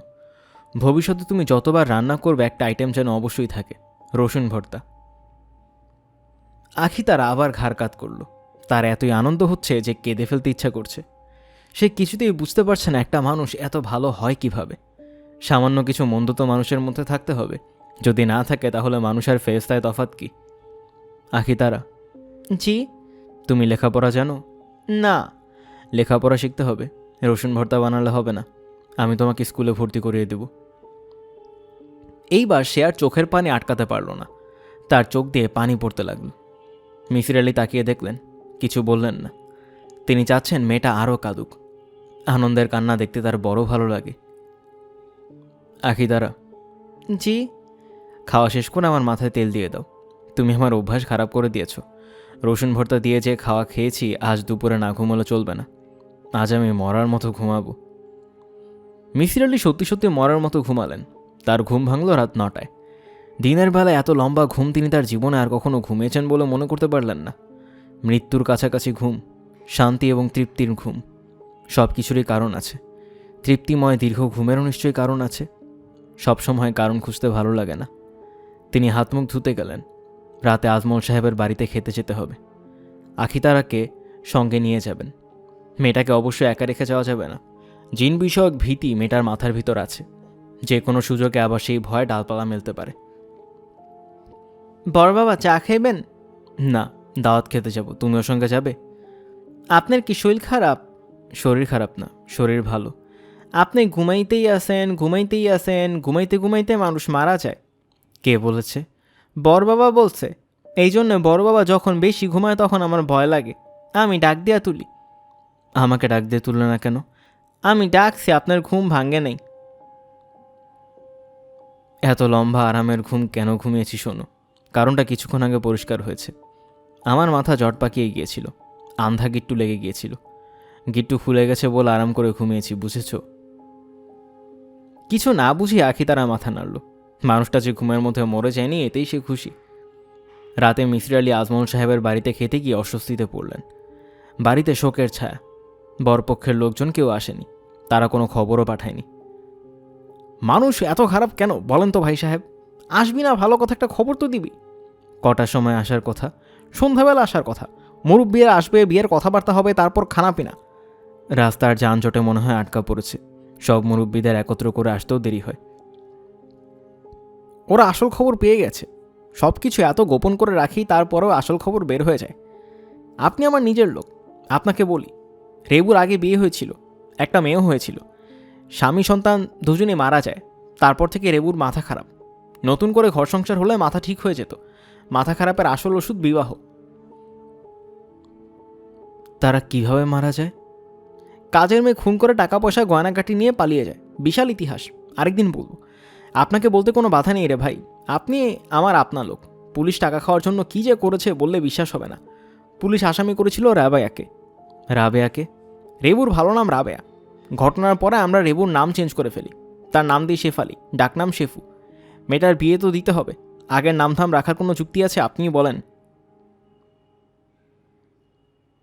স্ত্রী স্বামীকে খুন করে, এই ইতিহাস আছে। কিন্তু কোনো মেয়ে মা তার 7 মাসের ফুটফুটে বাচ্চা খুন করতে পারে? আপনি বলেন। আপনি তো বোকা না? খারাপ করে বলে ফেলেছি ভাই, কিছু মনে করবেন না। তোরা পারলে যে কাজের মেয়ে খুন করেছে পালিয়েছে তাকে ধরে আন, তা না উল্টাপাল্টা জেরা। রেবুর মাথাটাই খারাপ করে দিল। মামলা থেকে রেবুকে বের করে আনতে কত টাকা গেছে বলুন দেখি। দেখি আপনার অনুমান। বলতে পারছি না। মামলা মোকদ্দমার বিষয়ে আমার অনুমান খুবই খারাপ। 4,21,000। থানা স্টাফ নিয়েছে 2 লাখ, আর এসপি সাহেবকে দিয়েছি 2 লাখ। 21,000 টাকার হিসাবটা কি? পত্রিকাওয়ালাদের দিতে হয়েছে। উল্টাপাল্টা খবর ছেপে দিলে মুশকিল না। ভাই সাহেব, আপনার কি খিদা লেগেছে? খানা দিতে বলি? আর একটু অপেক্ষা করি। কোনো লাভ নাই, শুয়োরের বাচ্চারা আসবে না। রেবু মেয়েটা কি কপাল নিয়ে এসেছে, ঝাড়ুমারি কপালে। একবার ইচ্ছা করে আমিই গলা টিপে মেয়েটিকে শেষ করে দিই, যন্ত্রণা শেষ হোক। নিচে গাড়ির শব্দ পাওয়া যাচ্ছে। একটা না, বেশ কয়েকটা গাড়ি। আমার ধারণা বরপক্ষের লোকজন চলে এসেছে। আপনার পীর ভাইয়ের কথা সত্যিই হয়েছে। আজ রেবুর বিয়ে। আয়োজনের হইচই ধরনের বিয়ে না, নিয়ম রক্ষা বিয়ে। মগবাজারের কাজী অফিস থেকে কাজী সাহেব আসবেন। বরপক্ষে কিছু লোকজন থাকবে। 5,01,000 টাকা কাবিন, অর্ধেক গয়নাপাতিতে উসুল। আজমল সাহেব প্রায় জীবন দিয়ে দিচ্ছেন মিসির আলী যাতে কোণের দিকের একজন উকিল হন। মিসির আলী কাটান দিচ্ছে বারবার। শেষ পর্যন্ত কাটান দিতে পারবেন বলে মনে হচ্ছে না। বিয়ের কোণে রেবুর সঙ্গে তার দেখা হয়েছে। সে সকালবেলা নতুন পাঞ্জাবি নিয়ে তার সঙ্গে দেখা করতে এসেছিল। আজমল সাহেব পাঞ্জাবি পাঠিয়েছেন। তিনি চান মিসির আলী বিয়ের আসরে এই পাঞ্জাবি পরে উপস্থিত হবেন। আখিতারাও এই উপলক্ষে লাল পাড় ডুরের লাল শাড়ি পরেছে। বিয়ে হবে সন্ধ্যায়। আখিতারা সকাল থেকেই শাড়ি পরে সেজে গুজে বেড়াচ্ছে। মিসির আলীকে বলেছে তাকে কাচের চুড়ি কিনে দিতে হবে। কাচের চুড়ি না পেলে সে বিয়েতে যাবে না। রেবু মিসির আলীর পা ছুঁয়ে সালাম করল। মিসির আলী বললেন, আজ তোমার জন্য বিশেষ দিন। উন্নত একটা দেশে যাচ্ছ, তাদের চিকিৎসা ব্যবস্থা খুব ভালো। অবশ্যই সেখানে তুমি ভালো ডাক্তার দেখাবে, সাইকিয়াট্রিস্টের সঙ্গে যোগাযোগ করবে। তোমার ভালো চিকিৎসা দরকার। তুমি কি আমাকে কিছু বলতে চাও? না। তোমার কাছে আমার একটা প্রশ্ন ছিল। তুমি ঘাবড়ে গেছো কেন? জটিল কোনো প্রশ্ন না। হিন্দি ছবি দেখেছিলাম তোমাকে সঙ্গে নিয়ে, সেই ছবি নিয়ে প্রশ্ন। নায়ক যখন মারামারি করছিল তখন দেখলাম তার শার্টের একটা বোতাম নেই, কিন্তু মৃত্যু দৃশ্যের সময় দেখলাম শার্টের সবগুলো বোতামই আছে। এটা কি করে সম্ভব? মৃত্যু দৃশ্যটা তার আগে করেছে, তখন শার্টের বোতাম ছিল। মারামারির দৃশ্যের সময় বোতাম খুলে গেছে। এত জটিল সমস্যার এত সহজ সমাধান আমি বুঝতেই পারিনি। আপনি ঠিকই বুঝতে পারছেন, আমার কাছে বুঝতে না পারার ভাব করছেন। তোমার সঙ্গে এটা কেন করব? আমাকে বোঝানোর জন্য যে আপনার বুদ্ধি কম। আপনার যে খুব বুদ্ধি এটা আমি জানি। এত বুদ্ধি থাকা ভালো না। মিসির আলী আচমকা অন্য একটা প্রশ্ন করলেন। তিনি রেবুর দিকে ঝুঁকে এসে বললেন, তোমাদের বাড়ির বারান্দার দিক থেকে আমার এই বাসায় ঢোকার একটা দরজা আছে। দরজাটা তোমাদের দিক থেকে তালা বন্ধ থাকে, সেই তালার চাবি কি তোমার কাছে আছে? আচ্ছা, আর কিছু জিজ্ঞাসা করবেন? না। তিনি হঠাৎ লক্ষ্য করলেন রেবুর চোখের ভাষা তিনি পড়তে পারছেন না। এর চোখের ভাষা অচেনা হয়ে গেছে। রাত 9টা বাজে। আজমল সাহেব 2বার মিসির আলীকে নিয়ে যাওয়ার জন্য লোক পাঠিয়েছেন। মিসির আলী যেতে পারছেন না, কারণ মনসুর তার সঙ্গে দেখা করতে এসেছে। সে সঙ্গে করে অনেকগুলো তাজা দোলন চাপা নিয়ে এসেছে। মিসির আলী দোলন চাপার নাম পড়েছেন নজরুলের কবিতা বইয়ে। দোলন চাপা আগে কখনো দেখেননি। ফুল দেখে এবং ফুলের গন্ধে তিনি মুগ্ধ হলেন। পুরো বাড়িতেই মিষ্টি সৌরভ ছড়িয়ে পড়েছে। মিসির আলী বললেন, বাহ। মনসুর বলল, স্যার, ফুলগুলো আপনার পছন্দ হয়েছে? খুব পছন্দ হয়েছে, থ্যাংক ইউ। স্যার, মাঝে মাঝে আমি আপনার সামনে বেয়াদবি করি, সিগারেট খাই। আপনি কিছু মনে করবেন না। টেনশনের সময় আমি সিগারেট না খেয়ে থাকতে পারি না। সামনে সিগারেট খাওয়া না খাওয়া নিয়ে আদবের সম্পর্কটা আমি ঠিক বুঝতে পারি না। তুমি যত ইচ্ছা সিগারেট খাও, কোনো সমস্যা নেই। মনসুর কয়েকবার চেষ্টার পর তার লাইটারটা ধরালো। মিসির আলি হঠাৎ শব্দ করে হেসে ফেললেন। আপনি হাসছেন কেন? আমি লাইটারের শব্দ শুনে হাসলাম। লাইটারটা তুমি বাঁ হাতে ধরিয়েছ এটা দেখেও হাসলাম। আমি লেফট হ্যান্ডার। স্যার, এটা কি কোনো হাসির ব্যাপার? আমি যতদূর জানি এই পৃথিবীতে 2% মানুষ লেফট হ্যান্ডার। আমি কেন হেসেছি ব্যাপারটা বুঝিয়ে বলি। একবার আমার বাসায় গভীর রাতে কেউ একজন ঢুকেছিল। সেটা খুব বৃষ্টির রাত ছিল, ঝুম বৃষ্টি হচ্ছিল। যে ঢুকেছিল সে চাচ্ছিল আমি যেন টের পাই কেউ একজন এসেছে, কিন্তু কে এসেছে সেটা যেন বুঝতে না পারি। আপনি বুঝে ফেললেন কে এসেছে? হ্যাঁ, তুমি এসেছিলে। আমি লেফট হ্যান্ডার এটা জেনে আপনি টের পেলেন আমি আপনার ঘরে ঢুকেছি? লেফট হ্যান্ডাররা গভীর রাতে মানুষের বাড়িতে ঢোকে? তুমি পুরোটা না শুনে উত্তেজিত হয়ে পড়ছো, আগে পুরোটা শোনো। নার্ভ ঠান্ডা করো, আরেকটা সিগারেট ধরাও। মনসুর আরেকটা সিগারেট ধরালো, আর তখনই ব্যস্ত ভঙ্গিতে আখিতারা ঘরে ঢুকে বলল, বড় বাবা আপনি যাবেন না? তুমি বিয়ে বাড়িতে চলে যাও, আমি আসছি। আমি আপনারা না নিয়ে যাব না। তাহলে অপেক্ষা করো, সুন্দর করে 2 কাপ চা বানিয়ে দাও। আখিতারা চলে গেল। মিসির আলি মনসুরের দিকে তাকিয়ে বললেন, ওই রাতে তুমি কিছুক্ষণ আমার ঘরে হাঁটাহাঁটি করলে, আমার ঘুম ভাঙা পর্যন্ত অপেক্ষা করলে, তারপর ঘর থেকে বের হলে। যতক্ষণ ঘরে ছিলে ততক্ষণ টেনশনে তোমার স্নায়ু আড়ষ্ট ছিল। স্মোকাররা টেনশন কমাতে সিগারেট টানে। ঘর থেকে বের হয়েই তুমি সিগারেট ধরালে। বাইরে বৃষ্টি হচ্ছিল বলেই পুরো সিগারেটটা তুমি আমার বাসার বারান্দায় দাঁড়িয়ে শেষ করলে। সিগারেটের গন্ধে আমি তোমাকে চিনলাম না, তোমাকে চিনলাম লাইটারের শব্দে। তোমার লাইটারের শব্দ আমি চিনি। তুমি লেফট হ্যান্ডার, এটাও কিন্তু একটা ইন্টারেস্টিং কোইন্সিডেন্স। শুনলে তুমি মজা পাবে, বলবো। তুমি আখিতারার বিছানায় বসেছ, তার ঘাড়ের ডান দিকে চিমটি কেটেছ। আখিতারা উত্তর দিকে মাথা দিয়ে শুয়েছিল। এই অবস্থায় তার ঘাড়ের ডান দিকে একজন লেফট হ্যান্ডার চিমটি দেবে, রাইট হ্যান্ডার চিমটি দেবে ঘাড়ের বাঁ দিকে। ব্যাপারটা বুঝতে না পারলে আমি একটা কাজ করি, আখিতারাকে বিছানায় শুয়ে তার পাশে বসে দেখাই কেন একজন ঘাড়ের বাঁ দিকে চিমটি দেবে আর একজন দেবে ডান দিকে। দেখাবো? দেখাতে হবে না, আপনি কি বলছেন আমি বুঝতে পারছি। আখিতারা চা নিয়ে ঢুকেছে। মনসুর সহজভাবেই চায়ের কাপে চুমুক দিল।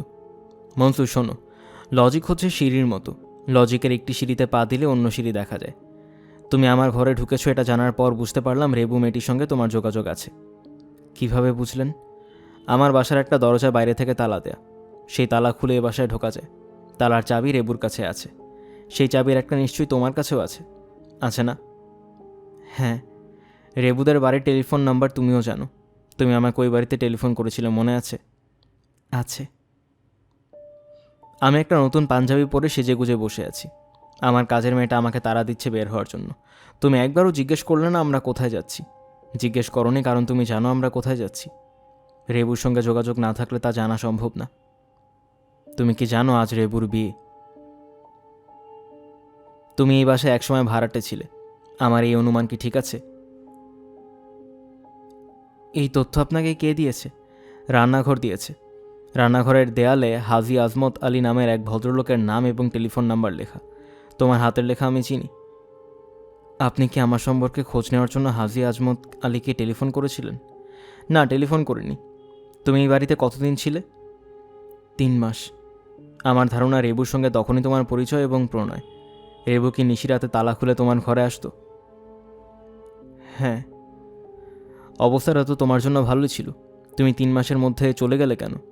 রেবুর বিয়ে হয়ে গিয়েছিল বলে? হ্যাঁ। আমার সিগারেট শেষ হয়ে গেছে, একটা সিগারেট দাও। মনসুর, তুমি কি মানুষ খুন করেছ? জি না। রেবুকে পরামর্শ দিয়েছিলে তার স্বামী সন্তান খুন করতে? জি না। তুমি যদি কিছু বলতে চাও বলো, আমি তোমার কথা খুব মন দিয়ে শুনব। স্যার, রেবুর বাচ্চা হওয়ার পর তার সংসারে খুব অশান্তি শুরু হলো। রেবুর স্বামীর ধারণা হলো বাচ্চাটা তার না। রেবু একদিন স্বীকারও করলো বাচ্চার বাবা অন্য একজন। তারপর দুজনকে বটি দিয়ে কেটে টুকরা টুকরা করে ফেলল। তুমি আমার ঘরে কেন আসতে? স্যার, আমি আপনাকে ভয় দেখিয়ে বাসা থেকে সরিয়ে দিতে চাচ্ছিলাম, কারণ রেবু প্রায়ই বলতো সে আপনাকে খুন করতে চায়। সে অসুস্থ একটা মেয়ে, ভয়ঙ্কর অসুস্থ। আপনাকে এই কথাটাই বারবার বলার চেষ্টা করেছি। আপনার বেঁচে থাকা আমার জন্য দরকার। কেন স্যার? একমাত্র আপনি রেবুকে সুস্থ করে তুলতে পারবেন, আর কেউ পারবে না। স্যার, আমি এই অসুস্থ মেয়েটাকে ভয়ঙ্কর ভালোবাসি। মনসুর তাকিয়ে আছে। এই চোখের ভাষা মিসির আলি পড়তে পারছেন না। এই চোখ মমতা এবং ভালোবাসায় আর্দ্র। মনসুরের চোখে পানি জমতে শুরু করছে। মিসির আলি অপেক্ষা করছেন চোখ থেকে পানির ফোঁটাটা কখন টেবিলের ওপর পড়ে। মনসুর যেভাবে বসে আছে, পানির ফোঁটা টেবিলে পড়ার কথা। অশ্রু চোখেই মানায়, কাঠের টেবিলে মানায় কিনা এটা তার দেখার ইচ্ছা।